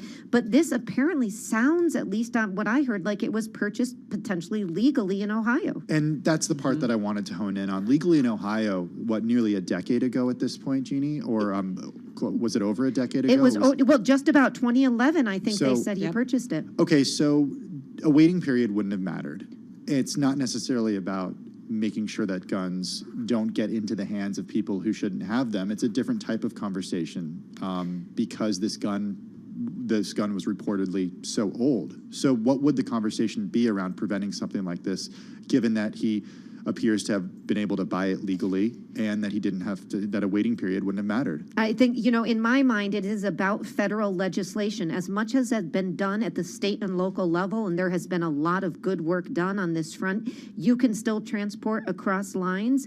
And without federal teeth on this, without federal legislation and federal gun laws, I've heard a lot of New Yorkers say today, and this was obviously before we knew where this gun came from, why are some states with looser gun laws, are these guns coming into our city and killing our children and injuring people? That's got to be taken care of. That can only be done at the federal level. So this is about Congress. And, you know, I'm very sorry to say this. I don't see anything happening on this before the midterm, if after. I feel like this is one of those difficult issues that comes up over and over again. Federal investigators, by the way, determined the gun used in the shooting was purchased by James at a pawn shop, a licensed firearms dealer in the Columbus, Ohio area. And as Jeannie mentioned, that was in 2011. I mean, there's a lot of questions that come up. Again, I think one of the big things we want to know, Jeannie, is who is this individual? What was his background? What was his motivation? There has been a lot of speculation, a lot of conversations by us here about whether or not mental illness was a factor here, because we are certainly seeing that and the rise in homeless people coming out of the pandemic here in New York City. There are just a lot of unknowns at this point. It does sound like it's going to, I think it was John Miller who was weighing it, it's going to take a long time for us to really fill in all the gaps here. And that's not unusual. It's not, and you know, the scope of the, you know, sort of the social media presence, if you will, that he had, and the amount of videos, and we've all seen clips of some of these. You know, there was talk in some of them about potentially PTSD or some other form of mental illness, but it will take a long time for officials to sort through all of that and to come up with a case. But I think from an issue of you know, if you will, a governmental issue, it's a question of, can we do a better job, and I hope we can, in both our state but also across the country, on helping people who are facing these kinds of mental health challenges. There are a lot of people, not just about the pandemic, but certainly since then, who are facing these challenges. And quite frankly, I think we all know people who tell you firsthand how hard it is to get help, how expensive it is. And so we need to do a better job and have that conversation. And unfortunately, again, in DC, that is not happening at this point. Right. These are big issues, chronic issues that we've been talking around for a long time, and in many cases, politically, are tough issues to work our way through. We are talking with Jeannie Shane Zeno, Bloomberg Politics contributor. She's on the phone. Just a quick reset. Carol Massar, Tim Stenovic here on Bloomberg Business Week. The man arrested Wednesday in the shooting of 10 people on a Brooklyn subway, charged with a federal terrorism offense one day after the attack on a crowded rush hour train. The U.S. Attorney for the Eastern District of New York, Breon Peace, announcing the charge against Frank R. James, 62, his age, at that press conference just moments ago. He was taken into custody in Manhattan's East Village neighborhood shortly before hand, and again, as we mentioned, going to be tried for terrorism. Yeah, federal prosecutors saying that, Carol, he could face up to life in prison if convicted. The NYPD also saying that it's investigating if James planned further attacks. Jeannie, I want to bring you back in here and give us an idea of what to look out for next here. Well, I think some of the questions that we talked about as we get more information, where was he in the last, 24 hours since the shooting? What is the timeline there? What do they find out about motive? What do they find out about anybody else who may have potentially been involved? To your previous point, if he, had other plans, those are all, I think, big questions. As we go forward and sort of broadening out, I think big questions about safety in the subway systems, issues of the camera. It was just striking to me in this conference at the beginning, as the mayor said, I think 2 or 3 times, we got him. And I think that's going to make many people in New York City feel a lot better to hear those words. But they also want to feel like, as we go forward, anybody else out there with plans like this, that they're going to be stopped before something like this happens. So how they're going to do that from a policy perspective is what we need to hear as we move a little bit, get a little bit beyond the immediacy of this particular incident. We are talking with Jeannie Shane Zano. She is Bloomberg Politics contributor here at Bloomberg. Carol Master, Tim Stanovic. It's an interesting also timing, Tim, and I think about increasingly people coming back after the pandemic, the city getting busier. I'm going to safely say, I think, that we take the subway system for granted, that we can get on safely and get to where we want. And yes, there are things that happen, but something like this really makes people nervous. It does, but at the same time, Carol, the subway system is critical. It is the infrastructure backbone to New York City, to the New York City economy, and you saw that on full display last night when people did not want to take the subway, yet the car that I got into was packed, and I got in there because I had no other way of getting home. There were no cabs, there were no Lyfts, there were no Ubers, and there are millions of New Yorkers who couldn't afford to actually take a car home, even if there was one available. Jeannie, what do you think it is, too? And like, as Tim said, we all, are so used to taking the system, the subway system. It is such an important part of the infrastructure here and just getting around. And in a city where I'm going to just say that there is always some sort of crime going on, even when crime levels are low. I think we just assume major cities have a certain level of crime. What is it about this that just struck us? From my perspective, I think one of the things that was, so, frightening about this incident is the vulnerability. All New Yorkers, we all feel it, and you and Tim were just talking about it. As we go down into the subway, we need to have a transit system. We need to be able to take the buses, the subways, all of these things to get to work. That's how our city keeps running. And yet there is a real feeling of vulnerability because of the crimes that have been occurring, and they've been increasing in mass transit, but also because there is this sense as we think about issues of terrorism, and this is one thing people kept talking about yesterday and quite frankly today, was the vulnerability we have down there, and how can our city protect us from those vulnerabilities. And it's not an easy task. You look at the numbers: 450 stations, 6,000 train cars, 500 trains, 700 entries and exits. I mean, this is a mammoth system. And so to feel completely safe down there takes a lot of effort on the part of security officers, police, and others. And that's, I think, what was so striking about this, was it occurred at a place that we're all so vulnerable, but as Tim mentioned, we all use and desperately need. And safe to say that we've all been feeling a little bit uneasy about this system right now because it hasn't been full always. It's often you feel like you're kind of alone in a station, or you're uncovered. I can't believe, the number of stories that are out there from colleagues or just people who have been using the system and just being uncomfortable with some of what they're seeing or what happens down there. So we were already, a little uneasy about what was going on, and then of course for this to happen just makes it that much more difficult. In a case like this, I know you're not a lawyer, but I do think about politicians and kind of getting involved in something like this. How does it play out maybe more broadly? I do think they will go forward, obviously, with this charge, and he is facing, it sounds like potentially, if he's convicted, life in prison. Who knows if we're going to see other charges, maybe state and local charges that follow, maybe more federal charges, depending on what they find. But I think the broader questions are going to be questions about, certainly number one, safety in our mass transit system in the city in general, as people are coming out of the pandemic and going back to work. And I think, just crime in general. One story that sort of got buried buried yesterday because of this was the fact that we had a lieutenant governor who had to resign because of a white-collar crime charge. Certainly, he has not been convicted. It's very early. But, you know, as you look at New York City and New York State more broadly, crime is one of the #1 issues, second to inflation in the economy, probably, on people's minds. And so certainly, we've got to feel safe in our city and our state. And we are feeling incredibly vulnerable at this point, given what's gone on in just the last 48 hours on both of those fronts. So, Jeannie, you bring up a really good point, and it makes me think about the question of, you know, Eric Adams and what he was elected on, a promise to make New York City a safer city and bring it back to what it was pre-pandemic. I'm wondering, though, on the national level, the conversation happening in Washington, D.C., and what other states and cities around the U.S. are dealing with right now, and what actually can be done on a federal level to make our cities safer. Well, we saw, you know, the president again taking some steps yesterday on ghost guns, getting a director of the ATF, you know, certainly confirmed, hopefully by the Senate. But I do think there has got to be a commitment, as the president talked about at the State of the Union, to funding the police and ensuring Americans that you can have a secure city, a secure country that also has officers that respect rights, and that those two things can work in concert. And I think this is the really critical conversation to be having at this point. That's why it's so important, everything that we've talked about as a nation, as we come out of the pandemic and George Floyd and others. Those are critical conversations that haven't been happening.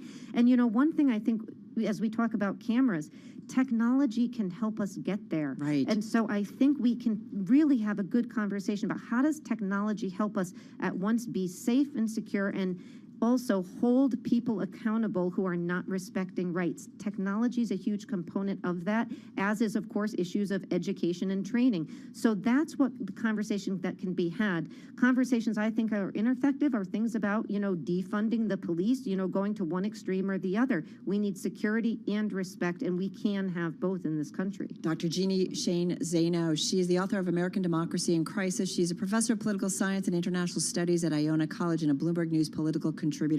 We really appreciate you weighing in on this on the Access line for us. Let's now bring in Kriti Gupta. She's been covering this for the last 24 hours here for Bloomberg. Kriti, bring us the latest updates that you've seen.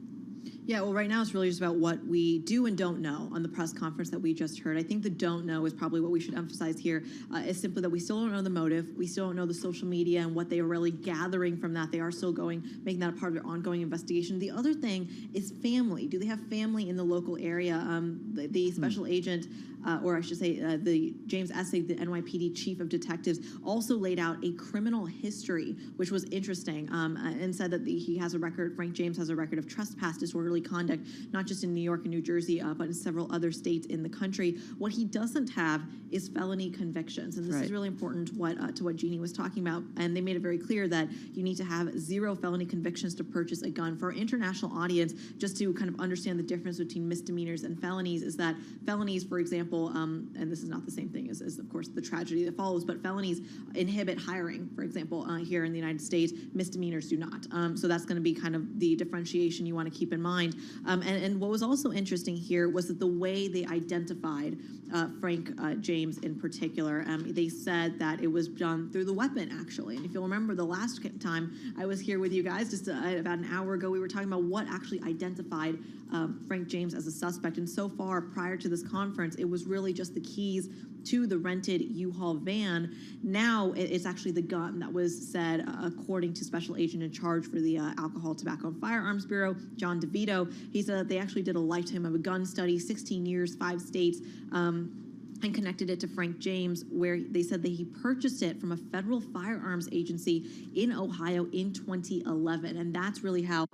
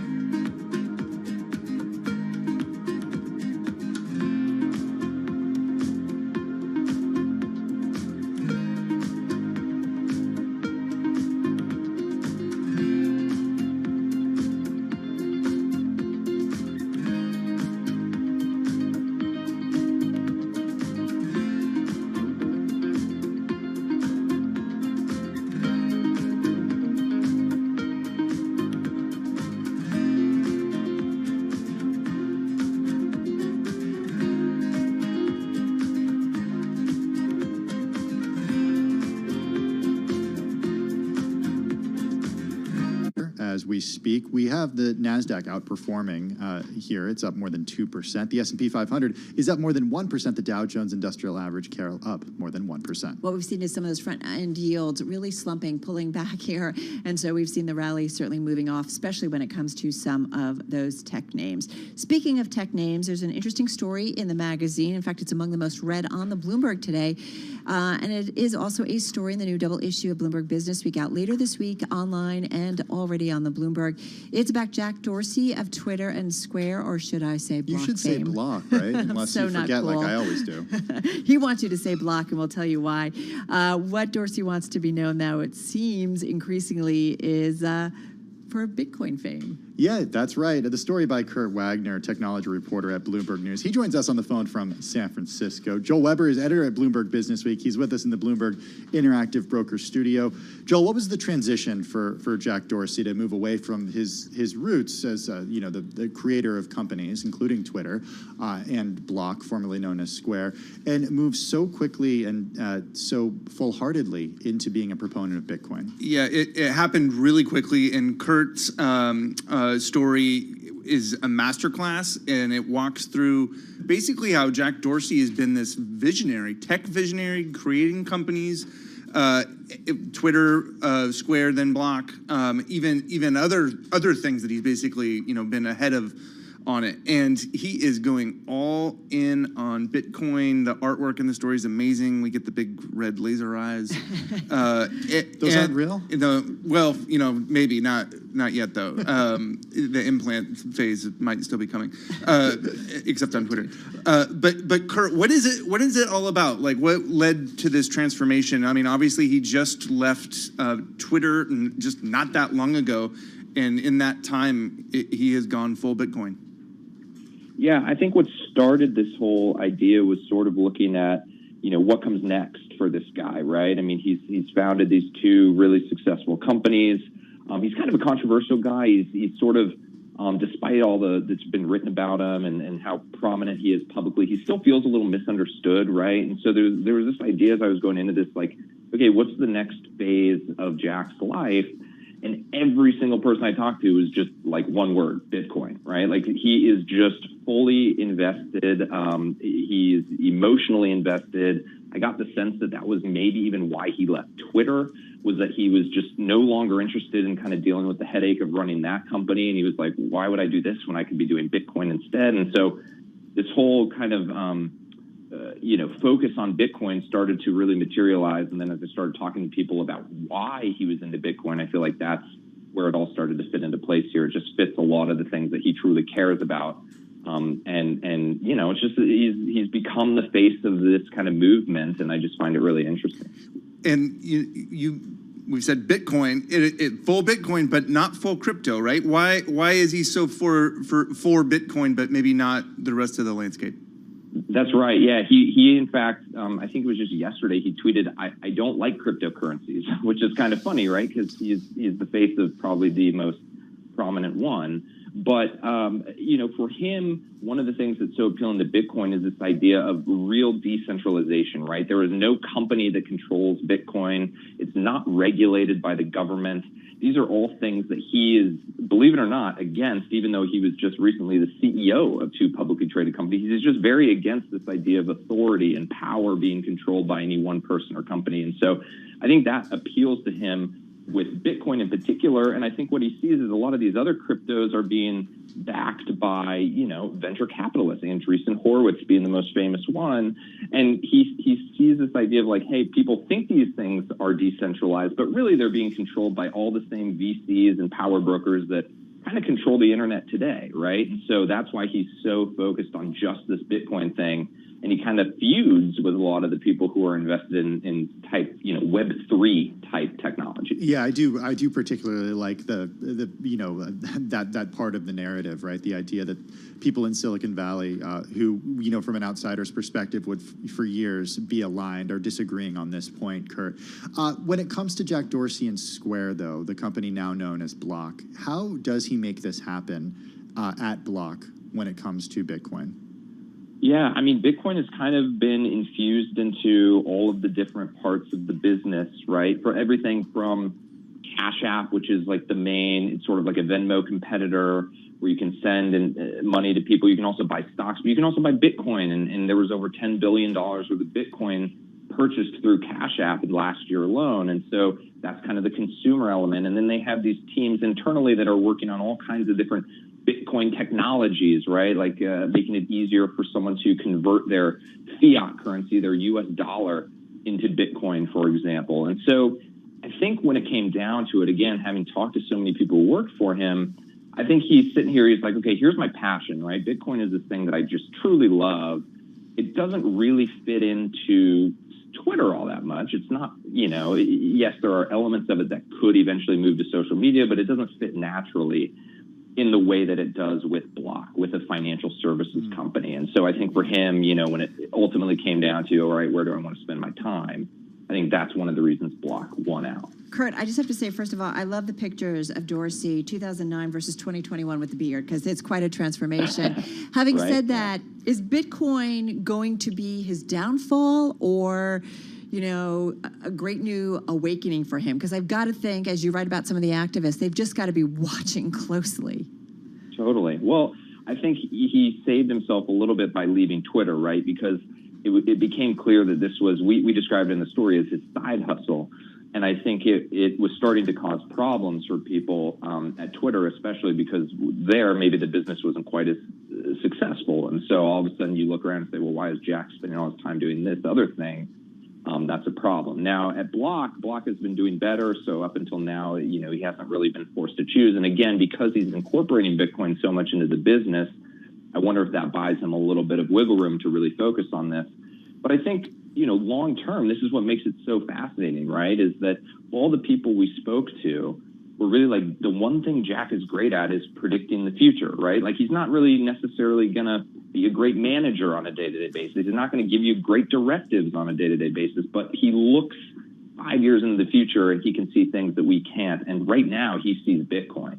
And so I find that part of the story just so good. Like there's this line that you have, having a chief executive officer who's ambivalent about being chief and not crazy about executing comes with serious trade-offs. Based on, you had so many interviews, like talk to us more about Jack Dorsey as a aloof manager. And if you can mention the birds, that'd be great. Well, I'll start with the birds. Part of why the activists had so much success at Twitter is that there was this perception that Jack wasn't really focused, right? Not really paying attention to his job, and that he wanted to work from Africa, you may recall, for 6 months. And that happened right before the pandemic.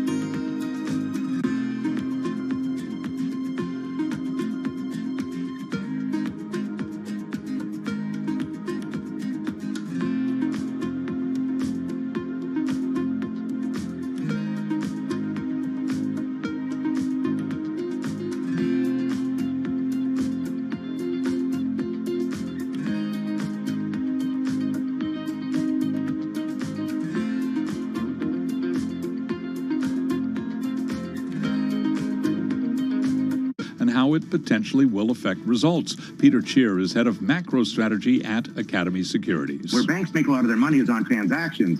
And if you see that housing market slow, the number of refis goes down, the number of new mortgages go down. I think that's a bigger hit. If people start tapping out of their credit cards and saying, hey, I better start paying this off now because yields are getting too high. So I think you could see a bit of a consumer-led slowdown, a housing-led slowdown. And that to me is much worse for bank earnings than anything to do with 210's yield curve.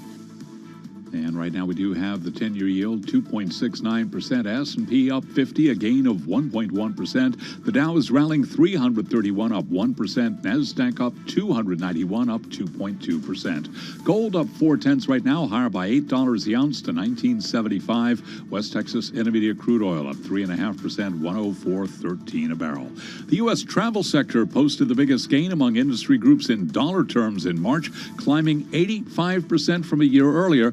This according to point-of-sale data from Spend Trend. And today we're seeing a lot of travel-related names advancing. Right now, the airlines, for example, they're flying higher. Big gains there. UAL up 5.5%. American surging 10.25%. Delta up 6.2%. Southwest up by 7.2%. And JetBlue shares are advancing now by 4.3%. So again, an update for a lot of the travel names. Hilton up by 6.4%. Marriott International up 7.8%, and Carnival Cruise Lines pushing higher by 5.1%. Recapping, stocks advance, S&P up 1.2%. I'm Charlie Pellet. That is a Bloomberg Business Flash. All right, Charlie, appreciate that market update. A lot going on. As you know, though, the most read story on the Bloomberg terminal in the past hour, New York City law enforcement officials have arrested Frank James in Manhattan in connection with yesterday's shooting at a Brooklyn subway station. He will face federal terrorism charges. We've got a duo of experts here at Bloomberg to talk about the latest update, including Bloomberg News legal reporter Patricia Hurtado. She joins us on the phone. Bloomberg legal analyst June Grasso also joining us to talk really about some of the legal aspects. And Patricia, let me start with you. I think we all kind of sat a little bit straighter when we heard that he could be facing terrorism charges. That sounds pretty significant. Yeah, you can imagine that somebody opening fire on a contained New York City subway car and setting off smoke bombs would be considered a terrorist attack. They also are saying that because he crossed state lines with this intent, it could be considered a terrorist assault. June Grasso, come on in here and give us your interpretation here, because there are a couple notable things here. One is yesterday hearing from the commissioner of the NYPD that it was not being investigated as terrorism per se. They ruling out terrorism, but then not ruling out anything. And then today, as Carol mentioned, federal prosecutors saying that James will face terrorism charges. What are the legal definitions around this? So because the feds are involved here, and there's been a focus in the Justice Department on domestic terrorism, but there is no specific standalone statute of federal domestic terrorism. What they're charging him with is 18 U.S.C. 1992, which prohibits terrorists and other violent attacks against mass transportation systems. That he can get up to life in prison. So, I mean, the FBI investigations into domestic violence extremists have more than doubled since the spring of 2020. And you remember that Christopher Wray, the FBI director, has said it's metastasized. They have a special unit in the Justice Department to handle this. So they want to charge him this way because they want to be able to get him in prison for life if he's convicted. June, how have the legal conversations around terrorism changed, especially since 9/11? Well, actually, they've even changed more since the January 6th riot, because what happened is that a lot of people, lawmakers and others, started to say, you know, we should really have a specific domestic terrorism statute, which, as I said, we don't.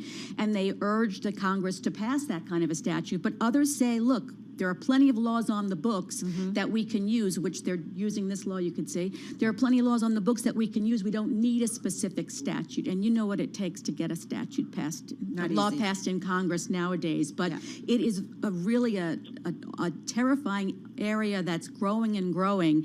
And they're putting more and more resources toward it, attorneys, FBI investigators, but still. Patricia Hurtado, come back in here and talk a little bit about what comes next for the suspect here, Frank James, because we know he's been taken into custody. We heard from the NYPD, we heard from federal prosecutors that he could face up to life in prison. How does the timeline work from here on out? Well, we're still waiting to hear when he's going to get arraigned. As June said, he's been charged with one count of committing a terrorist act. And so we're waiting to hear when that will be. My latest intel is indicating it could be tomorrow.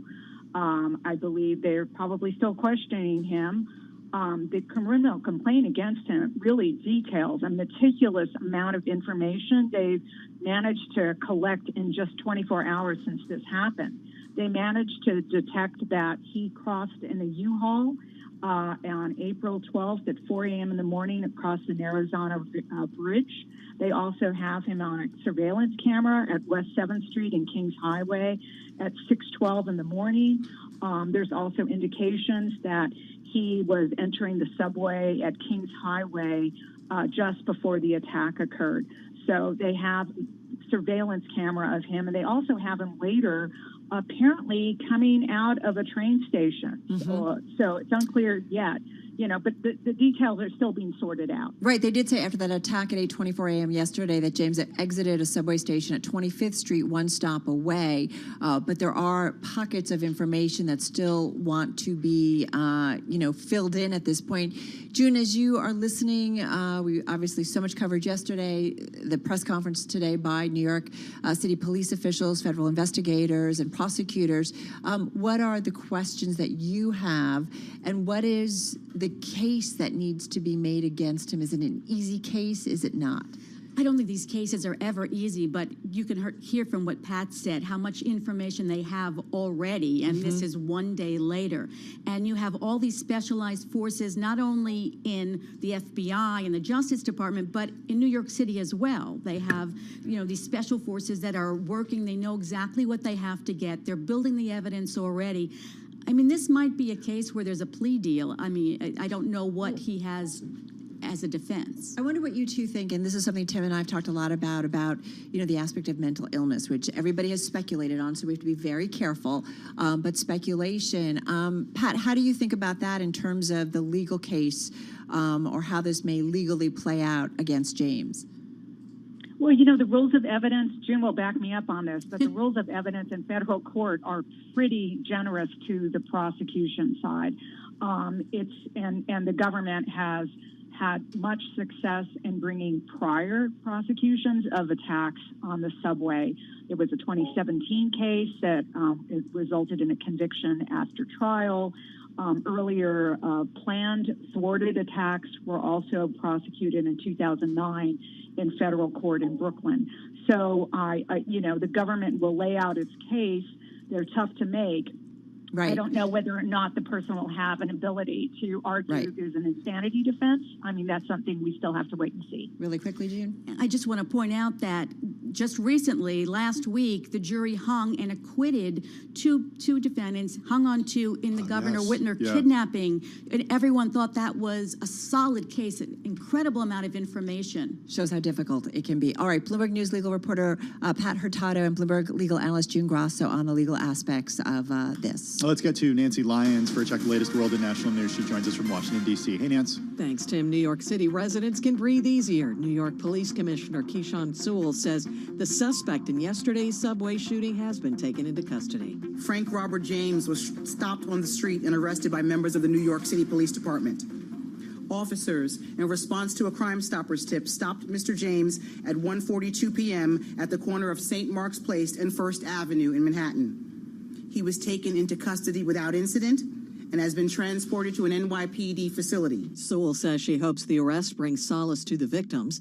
James allegedly fired a Glock 17 9mm handgun at least 33 times, injuring 10 people with gunshot wounds.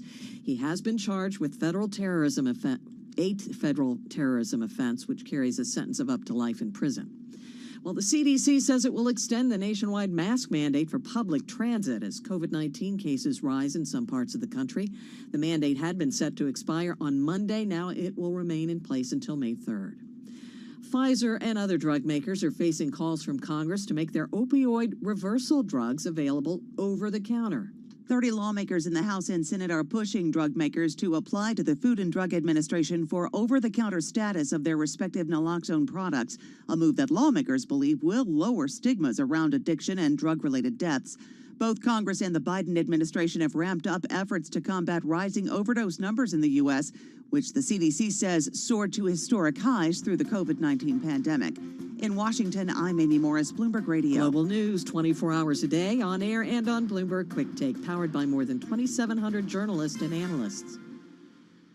All right, Nance, thank you so much. Nancy Lyons in our 99.1 newsroom in Washington, D.C. She, of course, giving an update. What is our top story, certainly at this hour, and on the Bloomberg as well, the most read in the past 60 minutes.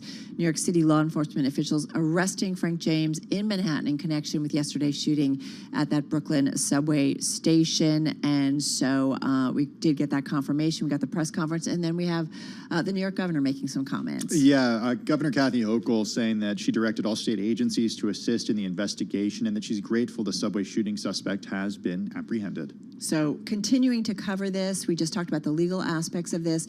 And, you know, you and I have talked about this, Tim, in terms of that press conference. Some of the key takeaways is that there are still pockets of information in understanding how this all laid out, despite all the information they have. Pat Hurtado talking about how much information was in, I guess, what they got from the New York City police officers. You know, I'm glad you brought that up, Carol, because a story just crossing the Bloomberg terminal now is from our colleague Natalie Wong, who writes about an NYC bystander who spotted the subway shooting suspect on a security camera. A 21-year-old man from Syria says that he helped with the apprehension of Frank James, the man New York City law enforcement officials arrested in connection. We're talking about Zach DeHaan, who was working security for a shop near St. Mark's Place in First Avenue in Manhattan's East Village when he saw a figure walk by on the cameras who matched the photos of James, then a suspect. Here's what he said. He thought, oh my God, this is the guy. We need to get him. He was walking down the street. I see the car of the police. I said, yo, this is the guy. We catch him. Thank God. Yeah, DeHaan said he ran out into the street after James and warned passerbys to keep their distance, then flagged down a nearby car with law enforcement officials who then arrested James. During a police briefing today, officials did not mention DeHaan's involvement. It's not clear whether he'll receive, though, any of the $50,000 reward that is offered for tips. But you did hear about the use, whether it's media or just people out and about in the city just helping out with this investigation. I did find that notable way to end the press conference by one official thanking the media for spreading the message in the last 24 hours. Exactly. All right, and as for motive, no idea. That came from John Miller.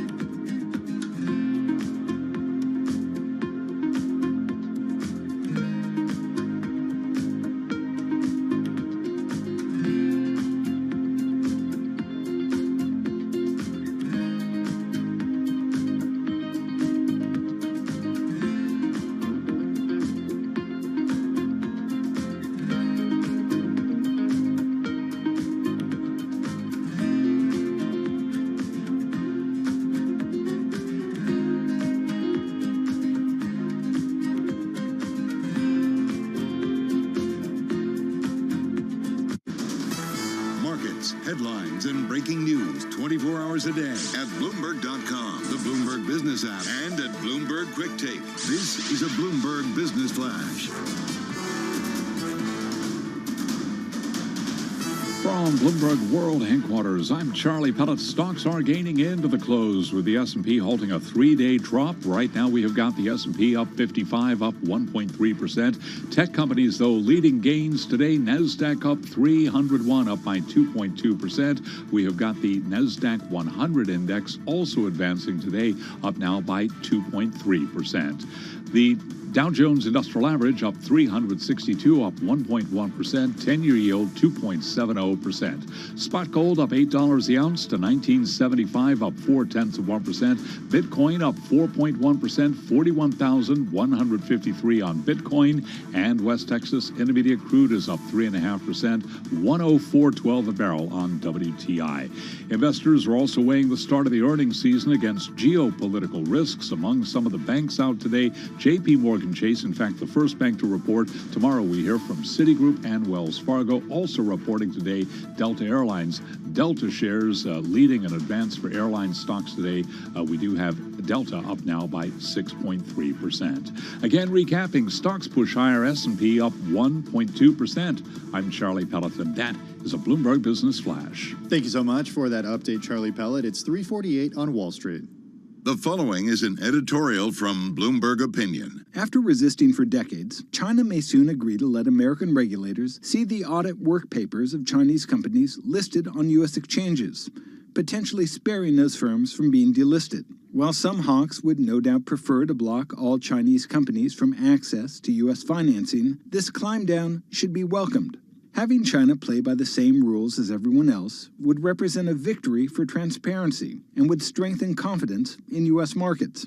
It would also slow the loss of business to Chinese exchanges, while giving U.S. investors greater opportunity to benefit from China's growth. And it would be a win for China as well, by allowing Chinese companies continued access to crucial U.S. markets. Friction in the U.S.-China relationship may be inevitable. That's all the more reason for both sides to seize on this opportunity for cooperation.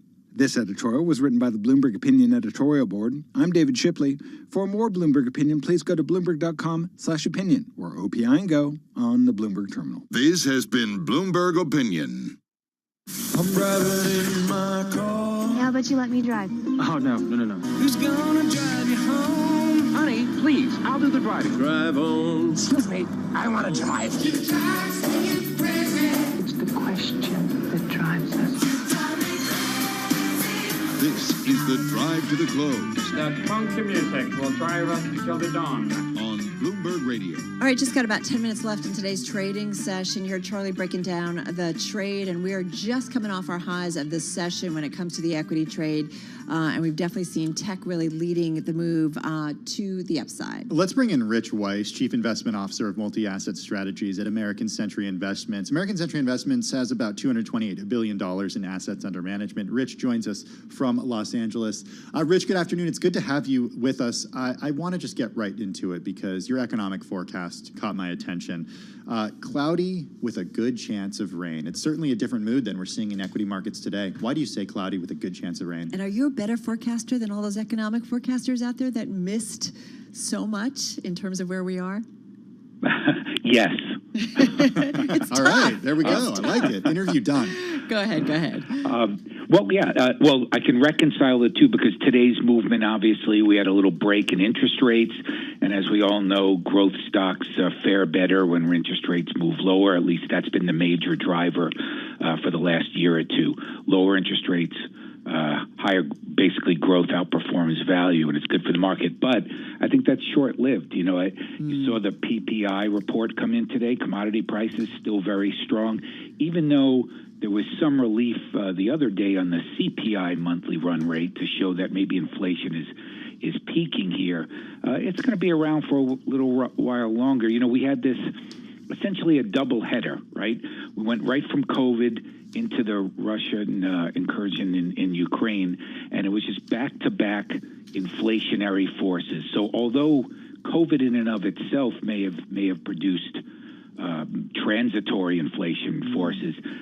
That's conflated now with what's going on in the Ukraine and the supply shortages there and the energy price problem. So inflation, ergo higher interest rates. So we just don't see growth stocks taking off from here for that reason, among others.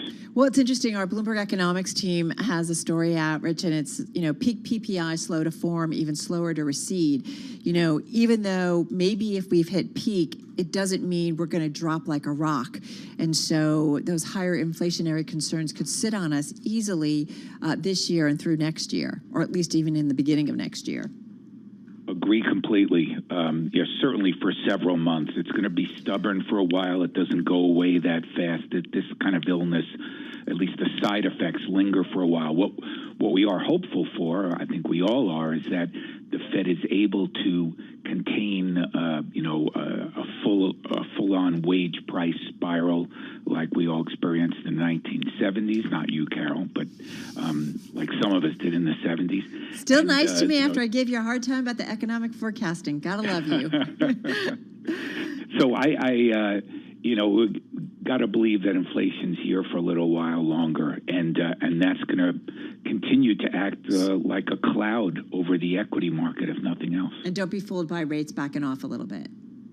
Right. That rates day to day. I mean, they move for a variety of reasons, but one of the major forces now, of course, is the Fed itself. I mean, they're letting their balance sheets shrink, and that's going to have upward pressure on longer term rates, which in turn feeds into mortgage rates, which in turn is already providing softness in the housing sector, which has always been a key for our economy. Again, there's this whole cascading effect to the real economy from inflation and interest rates, and it ain't good. Well, I want to talk a little bit about some other economic data, especially when it comes to the housing market, because we've been talking about mortgage rates moving higher. We're continuing to see that. I'm wondering if you see that stalling housing, if you see a pullback in the housing market as a result, because housing prices, I think many would argue, continue to be out of control. Yeah, certainly they have been out of control, but I think we're staring at the peak or back at the peak at this point. Mortgage rates have shot up from somewhere 30-year fixed national average was somewhere around 3% a few months ago, and now it's up over 5%. That's a big move for most homeowners. Locks a lot of people out of new homes, entry-level home buyers. That's definitely going to put a dent in the housing market, and as we all know, our economy, if it depends on anything, any one factor, clearly that's the consumer and the wealth effect relating to housing. Well, and speaking of the consumer and, some of the different metrics that we're watching, Jamie Dimon, JP Morgan coming out with their earnings, they increased their reserves by more than $900 million for bad debt, saying the odds of recession were slightly higher because of rising inflation and the war in Ukraine. We have been waiting, Rich, for what the earnings will say, what the CEOs will say. When Jamie Dimon comes out and says that, and he also said, I hope these things all disappear, go away, we have a soft landing and the war is resolved. He said this on the earnings call. I just wouldn't bet on all of that. When Jamie Dimon says that, how do you factor that into also your outlook?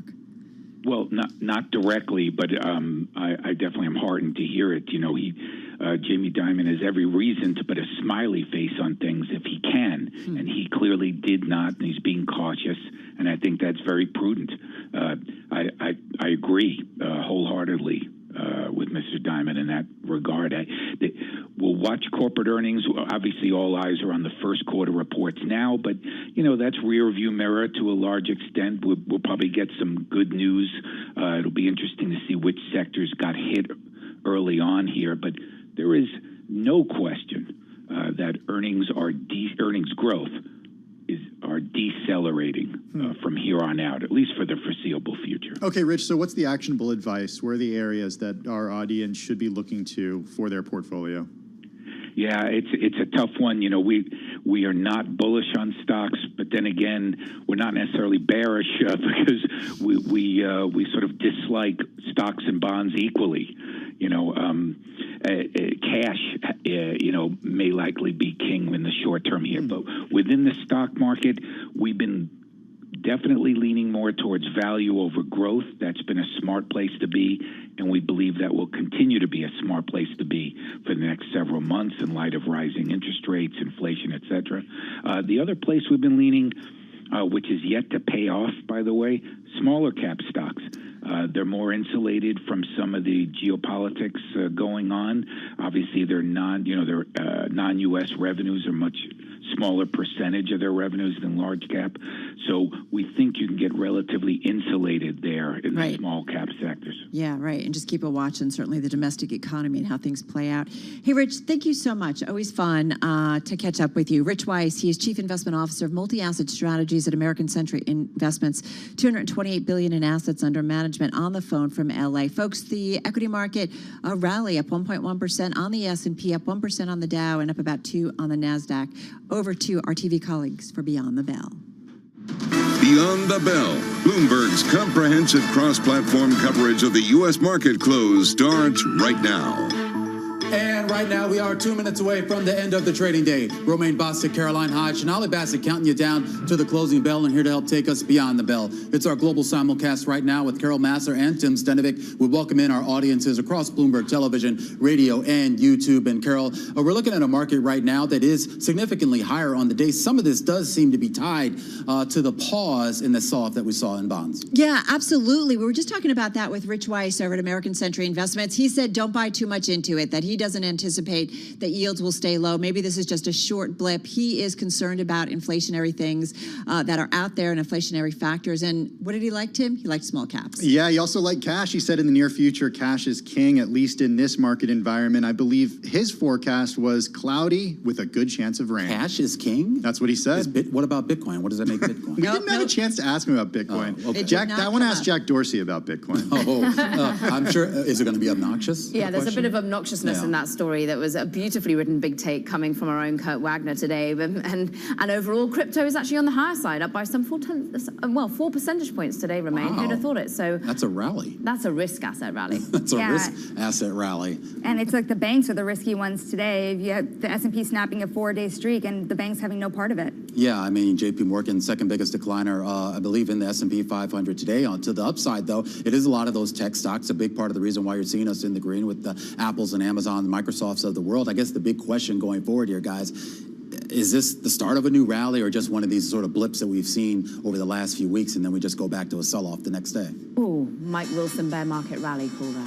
Ooh, there you go. Well, here are the closing bells here in New York City. It is an up day. We won't rain on anyone's parade here. The Dow Jones Industrial Average is going to finish higher by more than 300 points, up about 1% here on the day. The S&P 500, as we were just talking about, led by the Apples, Microsofts, NVIDIAs of the world, up about 1.1% or about 49 points. The NASDAQ Composite up 272 points or 2%. And we should point out that some of the cyclical names getting in on the action. Transport's up 2% on the day, as is the Russell 2000, higher by about 38 points or 1.9%, Carol. Hey, guys, we're so domestically focused, understandably so, with so much going on and bank earnings starting. But I've been looking at the Golden Dragon China Index up about 3.3%. China officials coming out and saying that they will cut the amount banks need to hold in reserves as needed. So again, showing, Shanali, that they will do what they need to support the markets. Yeah, absolutely, supporting the markets. And we're seeing that support here now in the S&P 500. Let's get you into the sectors a little bit because you do have major sectors, most of them in the green. You're led over to the top, 3% higher by auto, also followed by consumer services, retailing, semis. You're led lower by 3 sectors, and that includes banks and utilities. All right, let's get to some of the gainers, Shanali. You just talked about the sectors overall. I have some specific names. The airlines definitely rallying today. We got some optimism or better news than expected from some of the players. American Airlines alone was up almost 11% in today's session, saying first quarter revenue likely down 16%. Sounds like a lot. That's from compared to before the pandemic, but it was a slight improvement from its prior outlook. So again, some optimism also from Delta. And they said they expect everybody to to start traveling or flying this summer, right? And paying up too, right? And paying more for it, yeah. Well, you can tell what I'm stuck on with this, right? But don't worry. Good thing gas prices are low. You can always drive. It's definitely played out in the inflation numbers. We've seen that in the airline costs. Gap on my radar, up about 8.2%. I'm not quite sure why. It might be related to an unconfirmed report by an Activist Insight, which says an activist might agitate for changes at Gap, including a spinoff of Athleta. So that was playing out there. Sweatshirts that didn't turn around the company. Whatever. Mr. Kardashian, those sweatshirts. And He's not that either anymore. Yeah. Romaine. All right. Gap is still down 17% year to date, and about 11% of the short is floated. Zoom up almost 8% in today's session, announcing Zoom IQ for sales. It's still down about 40%. So making an announcement, kind of leaning more into expectations that everybody's going to be hybrid. But I don't know about you guys, but I'm at the office working. So am I, and so are the folks at J.P. Morgan Chase, right? They reported earnings earlier today, and a shout out to Shanali, who I know has been here since 4 a.m. Covering these earnings. The bank finishing the day down by more than 3.2%. Shares lower after the company reported a $524 million loss tied to market fallout from Russia's invasion of Ukraine. Adjusted revenue actually came in above estimates, but that EPS came in slightly below. Synopsys down by 1.3% today. This is the biggest supplier of software used to design semiconductors. Shares falling after a Bloomberg News article reported that the company is under investigation by the Department of Commerce for possibly passing key tech to banned Chinese companies. That, according to people familiar with the matter. And then PayPal down more than 2.8%, finishing the day lower after we learned that PayPal's finance chief, John Rainey, is going to leave to become CFO at Walmart. PayPal shares have just been getting killed so far this year, down significantly from last year's highs. Yeah, and we didn't really get much of a chance to talk about this on Bloomberg Television today, but I thought this was a huge change, a huge loss for PayPal. Obviously, a good gain for Walmart. Those shares gained on that. But you talk about a company, PayPal, that's really been trying to sort of transition, I guess, to the sort of new phase of the fintech revolution here, and losing somebody like that can't be good.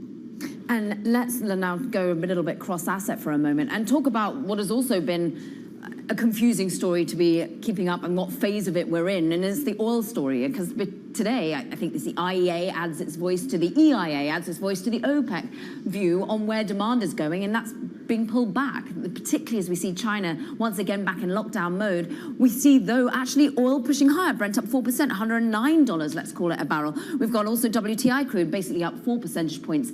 Why? Because, well, the oil traders, the markets, see, well, actually an imbalance of supply-demand, unlike the likes of the IEA. So at the moment, oil pushes up higher above $100 a barrel. That, of course, feeding into the inflation picture that really dominated headlines earlier this morning. The PPI number roaring ahead from an 11%, but that's not just the only inflation reading. Think about what happened in the UK earlier today. We saw 30-year high in terms of inflation. We see the British pound up 0.8%. Will of course, its central bank, the Bank of England, have to become more hawkish. The Canadian dollar up because its central bank already got more hawkish. 50 basis point move in terms of the overall monetary policy coming from the Canada central bank. We up 0.6% on the loonie. You're seeing actually the Kiwi drop even as its own central bank got more hawkish to fight the impact of inflation. But it had already been factored in. And of course, all important tomorrow remain the ECB. We're just seeing a bit of trading ahead of that all important Thursday central bank meeting in Europe. We're up 0.5% on the euro as risk tone changed and the dollar actually fell some 0.3%. Yeah, and I'm glad you bring up the ECB because the action, of course, here in the U.S. markets is really still tied to monetary policy. A lot of discussion here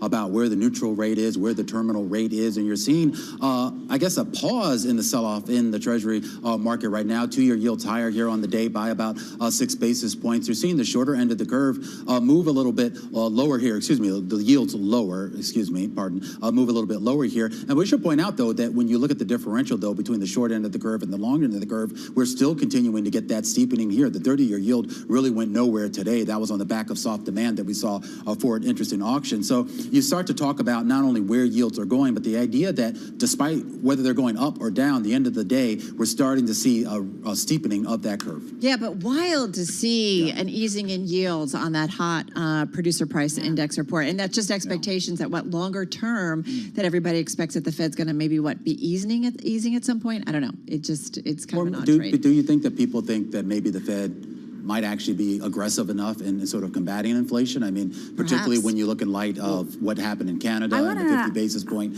hike that you got there. And who knows what we hear from the ECB tomorrow, but there's a lot of expectations they could be a little bit more hawkish as well. I mean, I want to happen because that point you just made there, it was something that Jamie Dimon was actually making, and that the Fed, the QT, will really impact what you're seeing on the curve here, and that idea that the 2-year is really facing some volatility, and they're not going to want to upset that short end of the curve here. And we heard from Bullard once again advocating for a more aggressive Fed. We heard from Thomas Barkin, of course not a voting member over at the Richmond Fed, but he also made the case here for getting to that neutral rate, in his words, rapidly.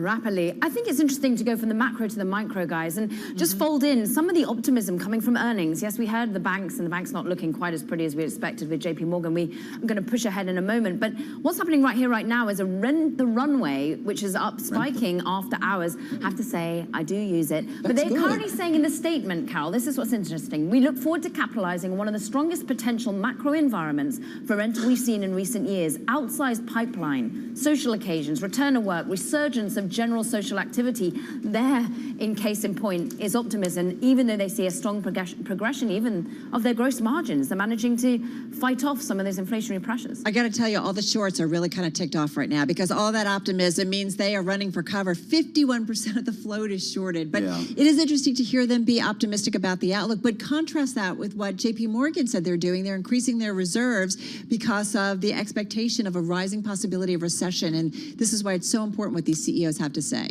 It is, and of course, when we look at, obviously, for Jamie Dimon, what he has to say, you look at a rent the runway, too, maybe for a little bit of an indication as to how much we are really getting back out there. People want to look nice, and I have to say, I appreciate it, and I have to point out, I went out last night. It was kind of the first, real night. Did you invite us? Well, next time, trust me, next time. But I look good. That's all you need to know. Maybe Rent the Runway is an inflationary play, which goes to show you the stocks don't need to all do badly in an inflationary environment. Right, and maybe easier to rent, right? And then have some options, right, Caroline? Oh, perfect segue for retail sales tomorrow, right? Exactly. All right, guys, we got to run. That'll do it for our cross-platform coverage on radio, TV, and YouTube. We'll see you again, same time, same place tomorrow.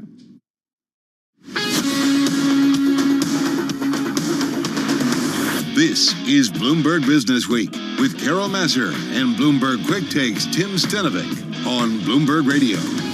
All right, you are listening to Bloomberg Business Week. Carol Masser along with Tim Stenovic, and New York City Mayor Eric Adams and Frank R. James, as we know, identified. We saw that press conference earlier today. We do want to bring in our guest, former NYPD Police Commissioner Bill Bratton. He's Executive Chairman of Risk Advisory over at Teneo, and he joins us via Zoom. So, Bill Bratton, so good to have you here with us. Tell us about this situation, what we know, what we don't know, what kind of jumps out for you?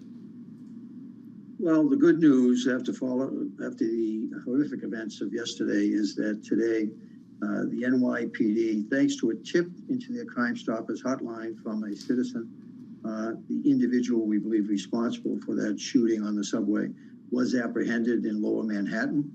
So the fear that his actions generated is now being addressed with the fact that he's been apprehended and in custody.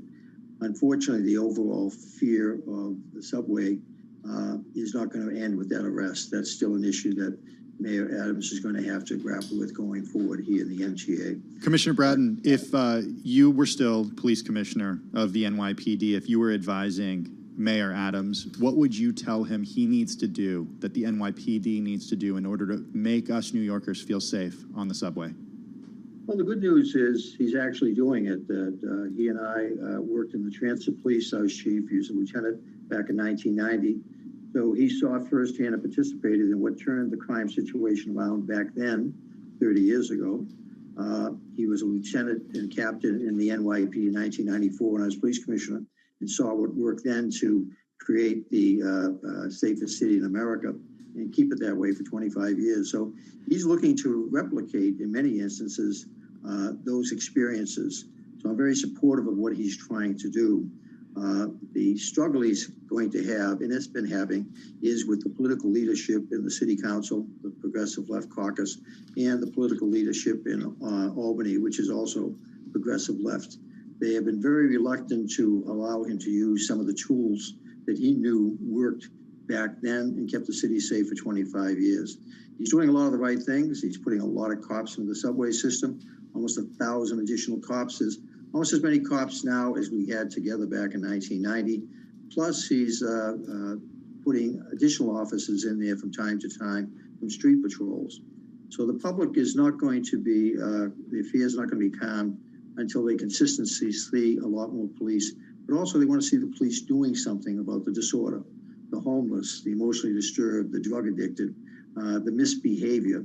And until they start showing some reduction in actual crime and what people see every day, that fear level is not going to diminish. But he is committed to doing it, and I applaud his effort because he's got a lot of political opposition to what he's trying to do. Bill, we talked about this a little bit earlier about the impact of the pandemic and also after George Floyd and a lot of police forces coming under a lot of scrutiny. I'm curious how you see, you've been in New York, you've been in Boston, you've been in LA, you understand big cities and the think and how it all operates, but how do you feel those two situations exacerbated or maybe got us to where we are today in terms of what happened yesterday?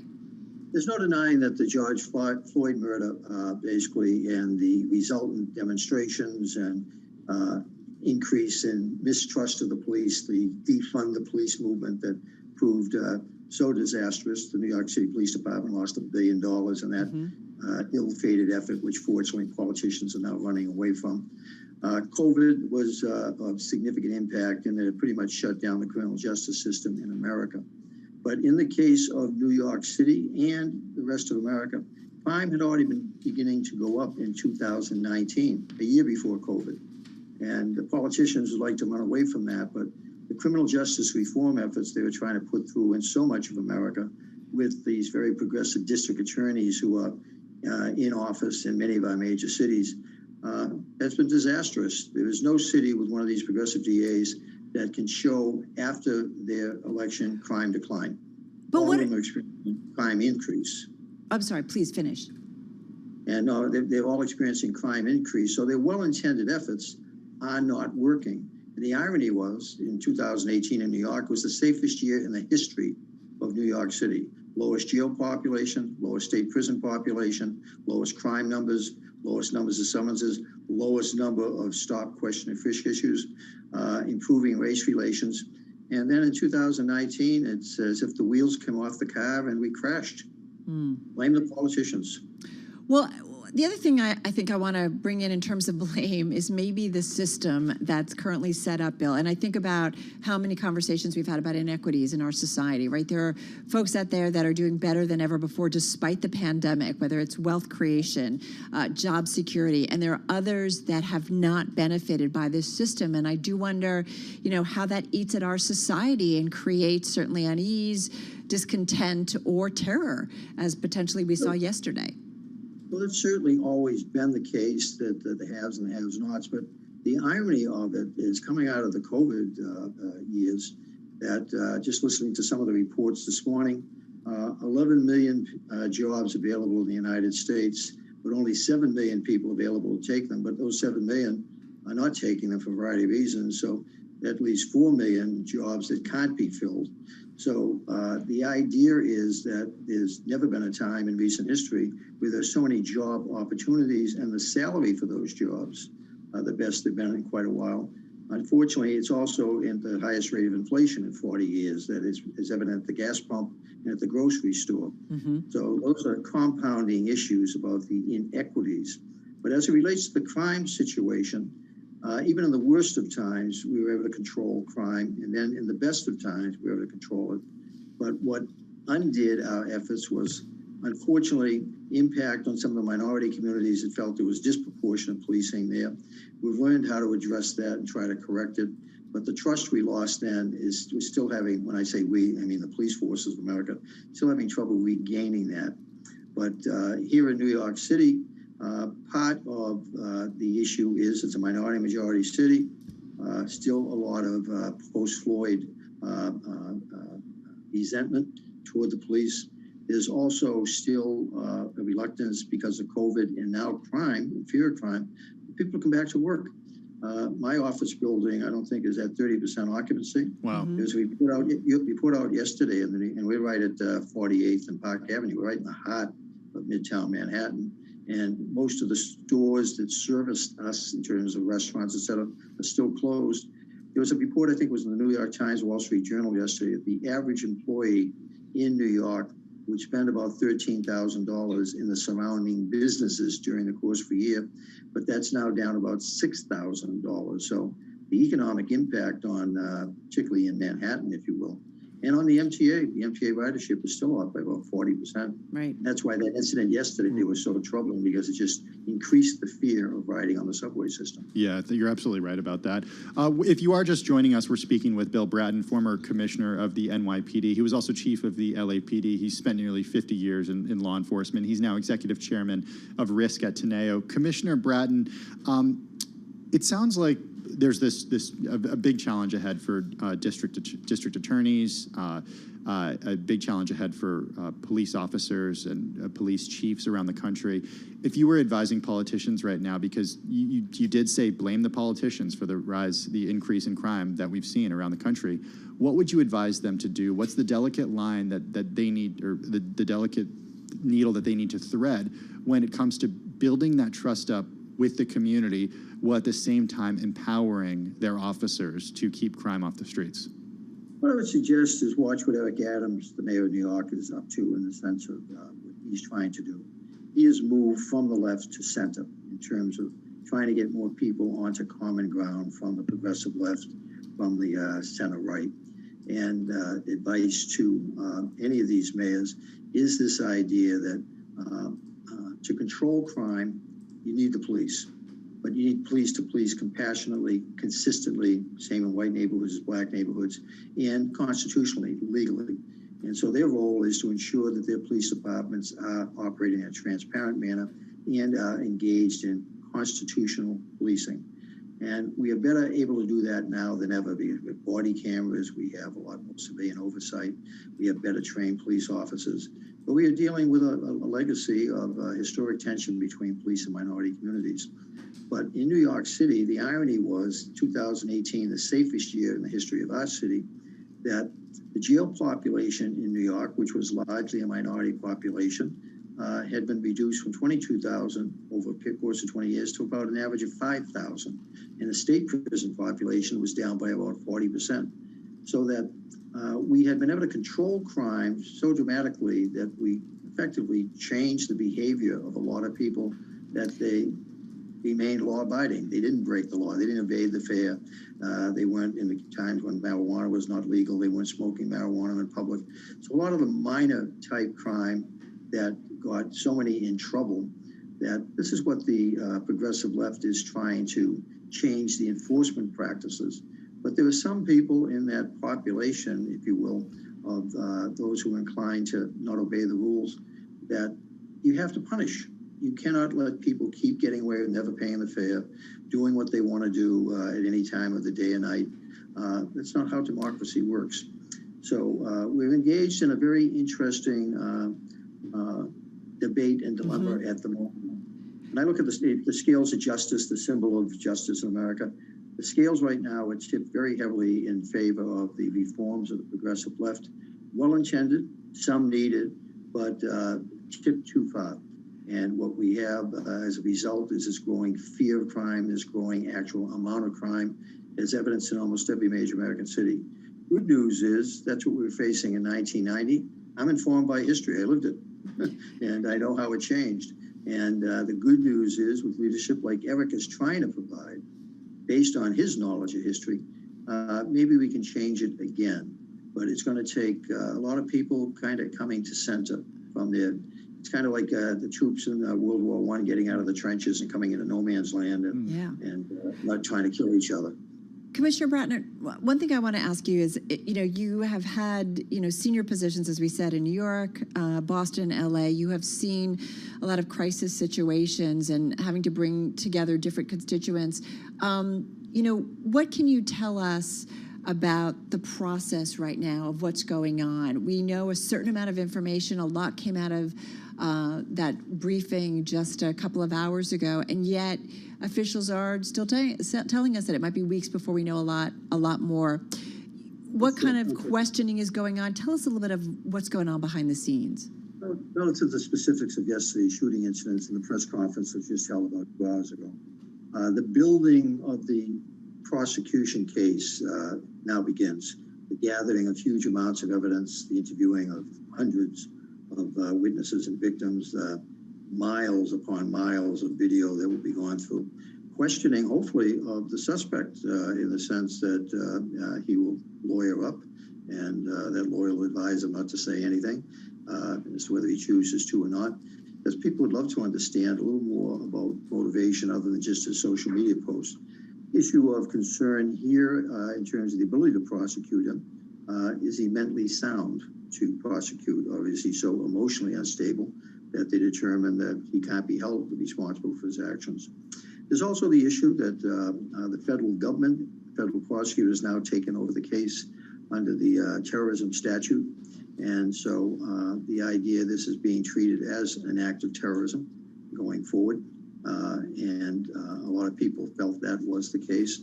But the federal prosecutor now is going to have to really work very hard over the next several days to fill in the gaps, answer some of the questions that are out there. And the idea this is going to take weeks or months, that's really weeks or months to build a case that they can then take this individual to trial. But in reality, it's over. They have him. There's no sense that he was working in conjunction with anybody else. And so this is now effectively building the case that good news in New York is he's been apprehended. Absolutely. I think we all breathed a sigh of relief there. What's the biggest question you have or you would have certainly for him at this point? That the idea of what was his overall intention. We saw some of his actions, but was that all he was intending to do? Or, for example, he had other incendiary devices in that bag. What was he intending to do with those? He had several more clips of those extended magazines with 30 rounds in each magazine. In some respects, that may have what caused the second magazine to jam because he shot the first 30 shots off so fast that the weapon basically, the second clip went in, it effectively overheated and jammed it. Commissioner Bratton, we only have about 30 seconds left with you, so I want to make sure to get this question in. How important is it that the MTA make sure they have functioning cameras throughout New York City's transportation system? Functioning cameras that can also be shared with the law enforcement authorities. That these cameras are great, but if they're not able to basically, in a sense, be worked with every other camera system in the law enforcement has, their functionality is limited to strictly operational aspects and not law enforcement aspects. All right, we're going to leave it on that note. Commissioner Bratton, thank you so much. Really appreciate your time. Of course, former New York Police Department Police Commissioner Bill Bratton, holding senior positions again, as we mentioned, in New York, of course, Boston and Los Angeles as well. We appreciate him joining us via Zoom. Executive Chairman, by the way, of Risk Advisory at Teneo. We've often spoken with him ahead of the Super Bowl when it comes to security and risk concerns. So this is certainly top of mind and something he knows an awful lot about. Really great to get Commissioner Bratton's thoughts on everything that's happened in the last 36 hours. Let's now go to Charlie Pellet, who's got an update of what's going on in after hours. Hey, Charlie. Well, hello there, and we do have stocks advancing today. The Dow, the S&P, NASDAQ all rallied. Tech companies led the way higher. Bond traders pairing aggressive bets on Fed hikes amid speculation that inflation may be near a peak. Investors are also weighing the start of the earnings season. Case in point, J.P. Morgan Chase. They reported earnings this morning. Shares fell by 3.2%. Tomorrow morning, we hear from Citigroup. Shares lower today by 0.4%. Wells Fargo checks in tomorrow morning, up today by 0.3%. Delta also out with earnings this morning. Delta shares rallying by 6.2%. Tech companies, as I mentioned, led the gains in stocks today. S&P halting a 3-day drop. S&P up 49, up 1.1%. The Dow today up 344, up 1%. NASDAQ up 272. 2022, up by 2%. Tech's leading the way higher. 10-year yield 2.69%. Well, as for what's driving sentiment, Rich Weiss is Chief Investment Officer of Multi-Asset Strategies at American Century Investments. He was our guest right here on Bloomberg Business Week. Today's movement, obviously, we had a little break in interest rates. And as we all know, growth stocks fare better when interest rates move lower. At least that's been the major driver for the last year or two. Lower interest rates, higher, basically growth outperforms value, and it's good for the market. But I think that's short-lived.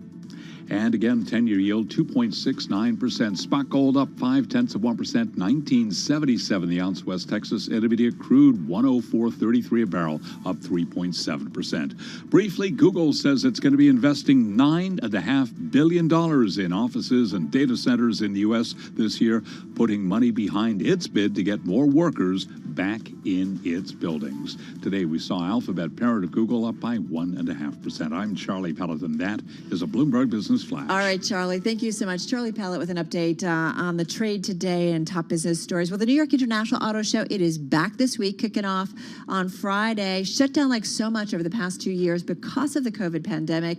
And we caught up with the CEO of Lamborghini yesterday, Stefan Winkelmann, and we talked about the show and what's going on in the industry. And we have another guest to talk about more broadly what's at the show and what's going on. Yeah, we're really excited to be joined by Micah Muzio, video manager for Cox Automotive and Kelley Blue Book. He's with us in the Bloomberg Interactive Brokers studio. Micah, good to have you with us. Welcome to Bloomberg Business Week. You did get a chance to make your way through the Javits Center and check out the car show, the International Auto Show.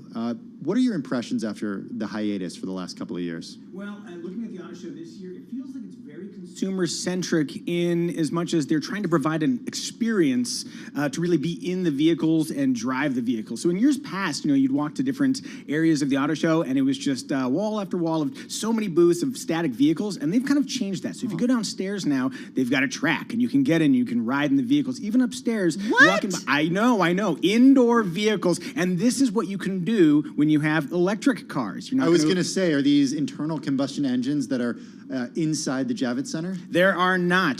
This is part of the electric vehicle revolution, wherein you can have vehicles and not asphyxiate yourself while motoring around the auto show. Well, Micah, talk to us about this. EVs, we've been talking about it for years, but what's different? Is this the first time the show has done that? That focus on EVs and especially driving, this is a new thing, and really that's precipitated by a couple of different things. Item number one is that there's just more vehicles available. There's really this proliferation right now. Right. I can tell because when I go on new vehicle launches, I drive all the new stuff. There's a lot more electric happening. In fact, if you go upstairs over to the Hyundai booth, they have dedicated a large section of that area to an experience where you can ride in their new Ioniq 5 electric cars. And I drove the Ioniq 5 recently, and it's super cool. Okay. It's a really neat. Okay, What's the matter, it's one Tim? thing. It's one thing to be seeing these things at the auto show. It's another thing to actually put a deposit down and wait for that electric vehicle to arrive. Didn't because your I got dad to tell put a you, deposit my down? dad is still waiting for his Mach-E. It has been months at this point. In fact, he's actually gotten some very interesting emails from Ford about updates when it comes to basically, we have no idea when you're getting your car. As a Bronco owner, I'm familiar with those kinds of updates, but so that it really keys into one of the big issues right now with electric cars and anything electrified, even hybrids. They are the ones with the tightest constraints in terms of supply. And so there's a lot of interest in electric cars right now. There's huge demand, and they just cannot meet that demand. Is that because of what's going on more broadly with supply chains or something specific to EVs? Yeah. And I also do wonder about manufacturers being very careful. I'm thinking about just-in-time inventory and all that good stuff, making sure that they're not overproducing. Yeah, I think there are a couple of different dynamics at play. I mean, just getting the production up to speed for these new kinds of vehicles is a challenge in and of itself. And then if you think about the vehicles, like the one I was driving, the Hyundai Ioniq 5, I also drove the Kia EV6 recently. Part of being an electric car is not just being electrified, but it's also looking electrified and giving an electrified experience and having big screens and advanced technology and driver assist systems. And all of that stuff requires those microchips that are still in such short supply. Okay, so when do we start to see you actually be able to buy an EV and get it? When does this supply chain start to Walk in the showroom, get the car, yeah, drive it out. I mean, that's how it used to work with vehicles until Until the that last 2 Elon years. dude, right? Yeah. Well, yeah, I guess Elon, when it comes to actually walking into a showroom and walking out with a car, right? You're doing that online now with Tesla. Yeah, so the dynamic that we have now is that some dealers will get you a vehicle if you've got a lot of money to spend over MSRP. So it really depends on how much you want to spend and how much you're willing to wait. But the supply chain should start to open up. Everything I'm hearing is going into 2023. That's when the microchip shortage is going to start to mellow. So it's not like this is a short-term dynamic. We are kind of stuck with it. Right. But so that kind of leads to an interesting dynamic that we've seen at Cox Automotive. We did some research into. Did you have some coffee before you walked in here? He's having tea right now, Carol. Watch my videos. I am always like this. But I love it. I love it. I'm just like, whoa. no, I'm going to dial it back like 20%. You don't want you need guys to be no. comfortable while Stay I'm doing my thing. We love, caffeinated. we love. Yeah. Go to 100. It's cool. Well, what we had noticed in our Cox Automotive study is that people are willing, 42% of car shoppers are willing to delay their purchase. And I have two great anecdotes for that. So does that mean they're making the order? They or are no? ordering their vehicle Okay. and waiting until it will arrive. And oftentimes they're doing that just because the vehicles aren't available or because they can find a dealership that will sell at MSRP, but only if they wait. It's one thing to do that if you're a Lamborghini, right? And we talked to Lamborghini's CEO, Mr. Winkelmann, yesterday, and he said that their time for waiting for a Lamborghini, if you're a customer who puts an order in, it went from roughly 7 to 8 months, which is pretty typical for Lamborghini, up to a year at this point. But he's not concerned about people going elsewhere because, hey, if you want a Lamborghini, you're going to wait for Lamborghini. But can you say the same thing about cars that are more of a commodity? Yes, you can. My friend Mary, who lives in Denver, put in an order like 3 days ago for a Toyota RAV4 Prime. That's their plug-in hybrid. She was told it was going to be either 8 months to 2 years. So yeah, people will wait. I was shocked. My friend just bought one of those as well. It was more than $55,000. So you can get it now and pay a lot of money, or you can get it in the future. Exactly. But it's going to be a long I couldn't wait. believe how much this thing costs. So how much are they upping prices? And this is like plays into this bigger story that we're talking about inflation, right? In terms of all the different factors, they kind of inputs into that overall number. So how much is are they kicking up prices? Because they can. The average transaction price now is $46,000 for a new vehicle in the United States. And how much is that up from? So that actually dropped a little bit from $47,000 in January, but that's still a massive jump over 1 year prior. So, but that's not average. I mean, some people are willing to spend a lot of money, and then some people are just putting it off. Again, 42% willing to put off their purchase. So I'm also curious. Okay, so we know it's a little bit crazy. We know there's a lot of EVs. What are the other interesting trends when it comes to the auto industry right now? I mean, easy stuff is like big screens. They just introduced the updated 2023 Kia Telluride at the auto show, and you got to make the screens big. So it went from 10.25 inches to 12.3 inches. How do we feel about that from a safety perspective also? I mean, I think there is something about making your icons bigger and easier to identify quickly that can give it a pro-safety component if you want to justify having a big, cool screen. And then, I think it's not just one screen. They actually have two screens under a single pane of glass. Very hip. But there's a company, Byton. Have you seen it? They are trying to introduce a new electric vehicle. The entire front of the dash, it's like a 42-inch screen. It's absurd. So that's the one you should look into if you really want to get angry. Well, what's interesting too, though, you're mentioning other players, right? It's not just the traditional. We know that because of Elon and others. But tell us about kind of the growth of the industry of these newer entries. That's true. I was walking around the auto show and I saw Indy EV. I actually hadn't heard about them. And they're a California startup. I'm from California. You'd think I would know these things, but they had a meme dog, like some sort of dog from the internet there that people were taking. I was going to say, yes, what was it named? It was. Probably a Shiba Inu. Yes. And could you buy it with Bitcoin? you can buy anything with Bitcoin. Dogecoin. Yes. You can't buy it so much with Dogecoin, but Bitcoin, yes. And their big deal is they have a cool dog and they have a gaming EV. And what we're finding now is that the EV market is really kind of filled with everybody's trying to find their little stake. This is our gimmick. I don't know how much gaming anybody wants to do in their car, but that's their space. I'm not the typical consumer, obviously. I guess that's what it is. Do you have a car? I do, yeah. But, it's like a Subaru wagon. Like, Safety. Yeah. Safety. Well, that's what I was going to ask about. Because the theme from a few years ago, I remember being there, a big theme was safety. And I'm wondering how that is being talked about right now, especially with regard to autonomous driving and driverless technology. Because for people who haven't been in a brand new car lately, there are so many features, cameras, sensors that help you understand where you are as a driver and warn you before a collision. I love the safety features. Yes, and you should, because it's kind of a golden era for incompetent driving. But we all pay attention. Wait a minute. We all pay attention. Wait a Just talking about gaming while you're driving. So Looking at obviously. me and not you, Tim. Wow. He drives a Subaru. He's not going Interview anywhere is fast. over. No, the point being that there is so much technology baked into every vehicle now, and in previous times, it used to be an add-on. Oh, yeah, we got this package, a safety package, and people never want to pay for extras. So now they're just becoming standard features. I'll give you one. Is it unlike all kinds? Because you Yes. definitely saw it in the luxury end. Like all of those bells and whistles were put in early. Is it across the board?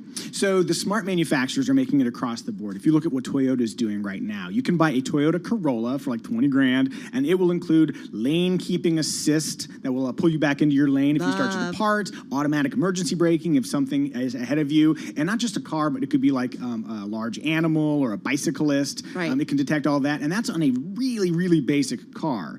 So that kind of technology is built in.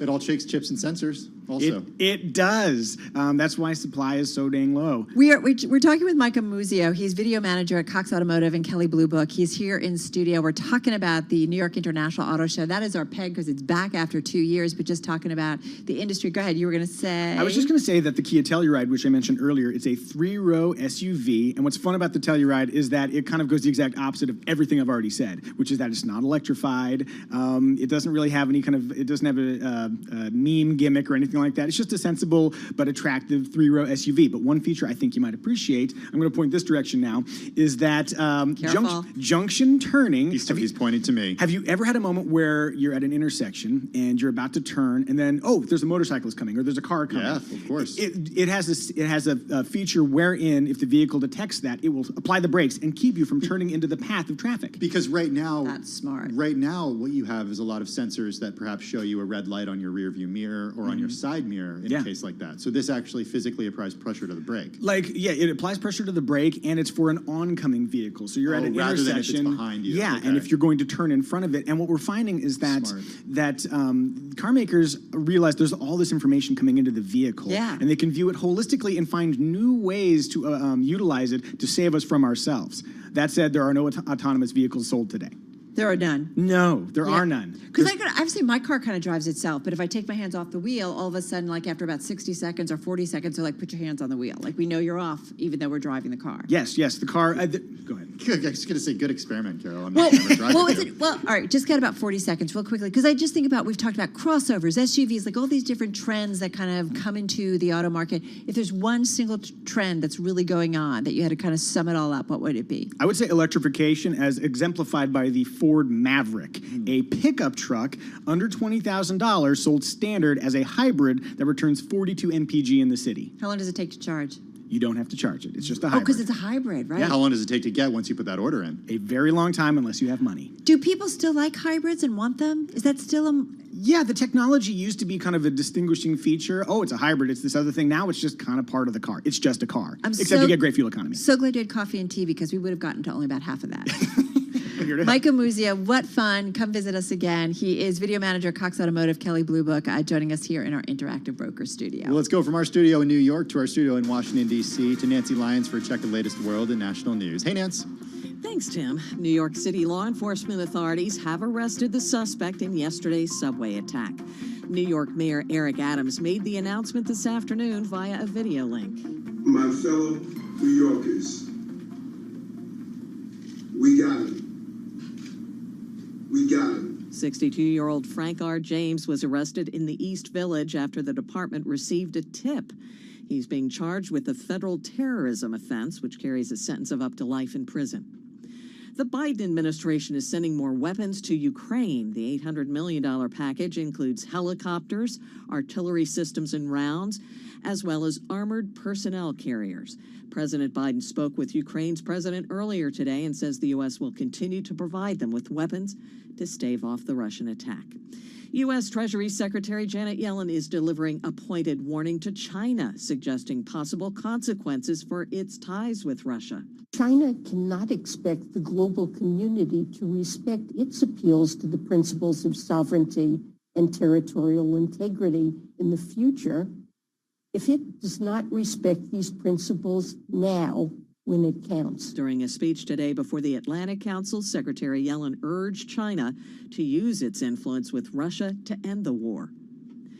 The mask mandate for public transportation is being extended for 2 weeks. It had been set to expire on Monday, but the CDC wants the extension due to an uptick in cases of the coronavirus in some regions of the country.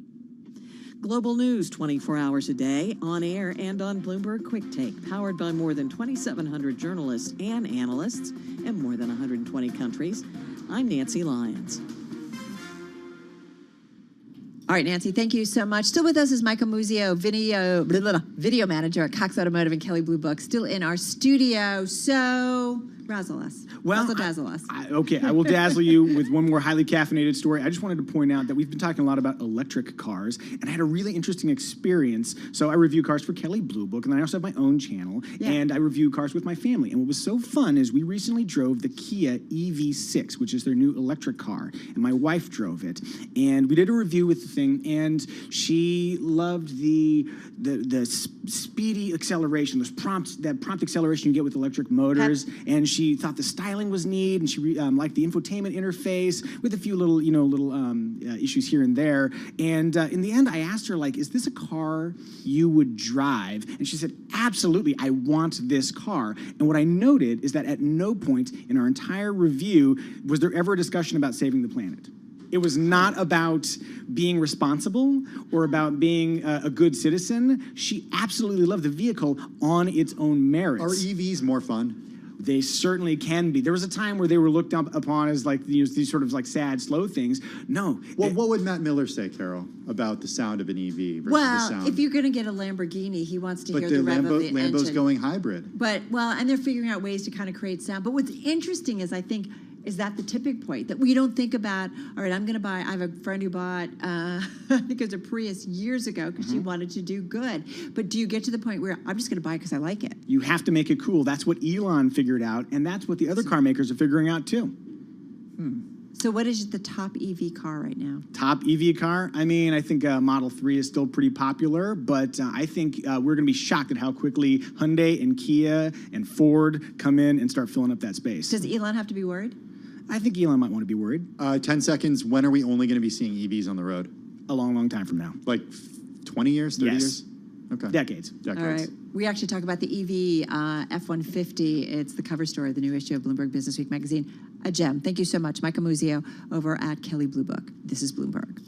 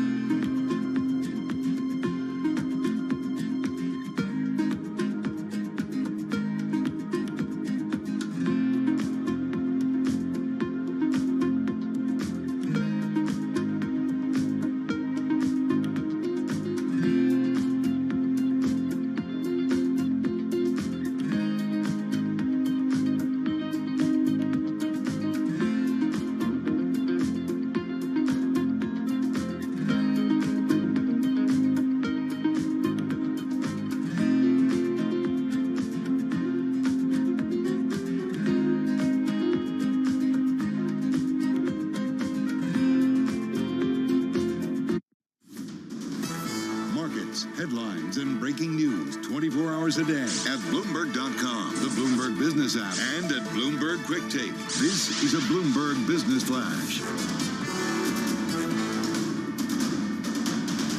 From Bloomberg World Headquarters, I'm Charlie Pellet. An update on Wall Street with the S&P 500 halting a three-day drop. The tech-heavy NASDAQ 100 outperformed today. We had the NASDAQ 100 index rallying today by just about 2.1%. NASDAQ Composite Index up 2%, advancing 272 points. Tech companies leading the gains. Bond traders pairing aggressive bets on Federal Reserve rate hikes. Today, the S&P up 49, up 1.1%. The Dow up 344, up by 1%. The stocks did close to session highs. 10-year yield 2.69%. Spot gold up $11 the ounce to $19.77, up 0.6%. And today, West Texas Intermediate crude was up 3.7%, 104.31 for a barrel of WTI. An IPO to tell you about today: LNG terminal company Accelerate Energy, EE on the ticker, up 12% in its trading debut after raising $384 million in the biggest U.S. IPO since January.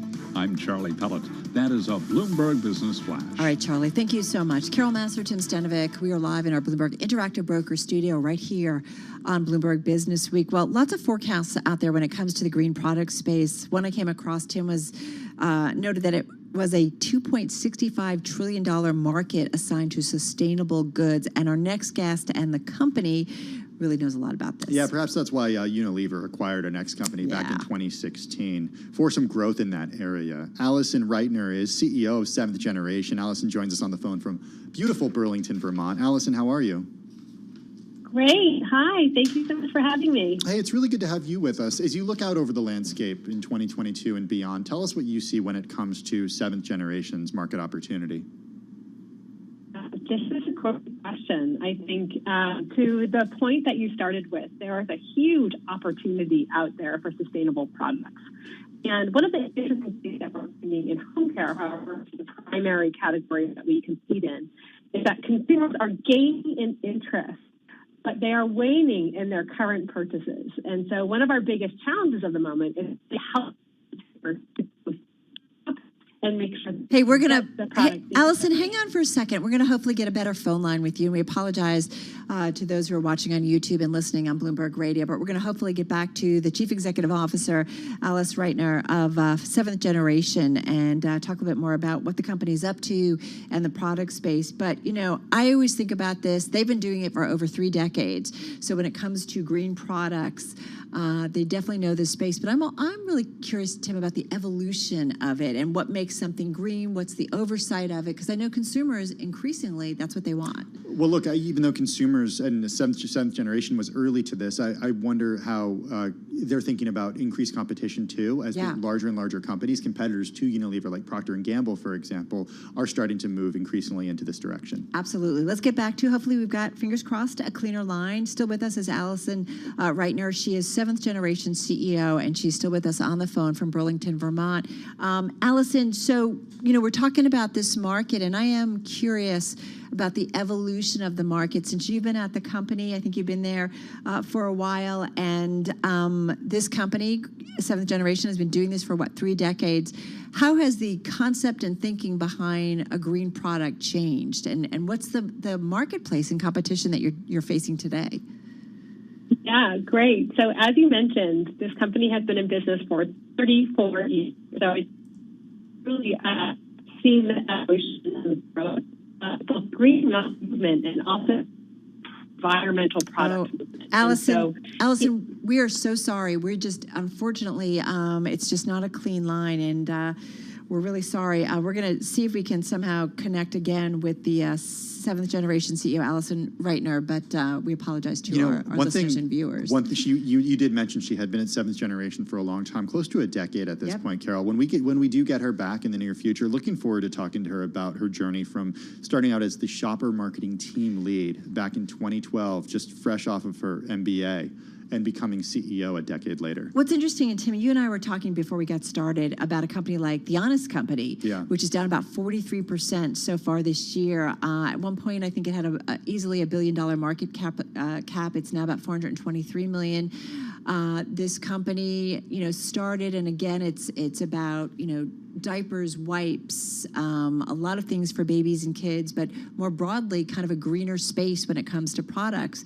And, but if you look at it, investors certainly not so keen on it right now. Yeah, that's the big question is investor appetite, especially in an inflationary environment, Carol. When you look across the spectrum and you see products that are sold at a premium for a cleaner space, if you do end up seeing consumers who are tightening their belts because they're paying more for other things, are going to go back to those products they don't necessarily want to buy, but are looking at as those essentials, right? Yeah, it was in late March. And this company, founded by actress Jessica Alba, in late March, they posted quarterly results that missed analyst estimates. They projected a tough 2022, which has been a disappointment for investors who have seen their shares fall more than 60% from the IPO that was just last May.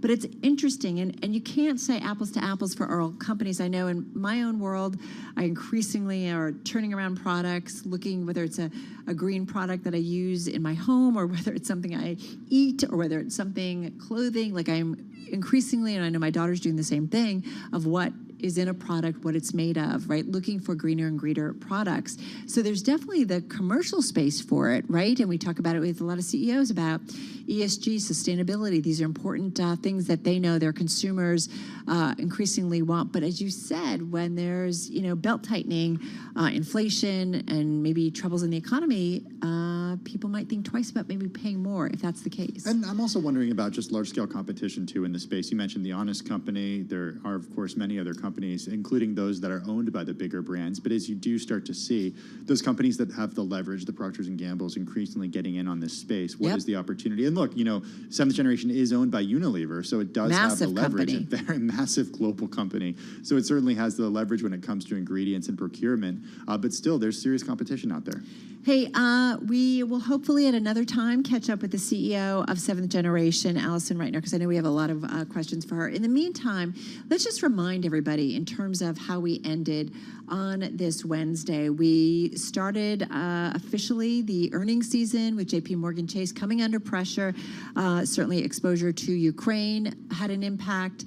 We also heard from Jamie Dimon talking about the potential for, risks of recession, increasing reserves. Having said that, we did see the equity market, banks aside, JP Morgan aside, we did see equities rally today. Yeah, the NASDAQ finishing the day higher by more than 2%. The S&P 500 higher by more than 1.1%. And the Dow Jones finishing the day higher by 1%. Carol, an interesting headline coming after the close of trading with JP Morgan, closing down 3.2% today to its lowest level all the way back to January of 2021. Exactly. A pretty significant move to the downside. And we'll see what Citi brings, what Goldman Sachs brings, what Wells Fargo, Bank of America, right? This is all about the big banks. Certainly we'll get from a lot more tomorrow, and that commentary about what they have to say specifically will be very, very important in terms potentially for tone and market sentiment. But it is interesting today. And the reason we saw, I feel like the equity, we talked about this, the equity market certainly moved to the upside, particularly those tech names, is we saw an easing when it comes to rates. The 10-year, 270, but definitely jumping down below some of the higher numbers that we saw. So yields easing back. But as we talked to our market guest, Rich Weiss, the CIO of multi-asset strategies at American Century Investments, right? Is that going to last? No, and this is, that PPI report, that was a hot report. CPI, while the core number came in a little bit lighter than everybody forecast, that was yesterday. Nonetheless, we know inflation is a story. We'll see how aggressive the Fed is ultimately at that next meeting. There's a lot for investors to kind of take in, and day to day, the tone and sentiment can change. Fortunately, we're covering it all here on a Bloomberg Business Week Radio. Did you say fortunately or unfortunately? Fortunately. I wasn't sure. No, fortunately. I'm glad to do it. We also get retail sales tomorrow for the month of March, so we'll be looking for that number, get an idea of what has been on the activity when it comes to consumers. Have a good evening, everybody.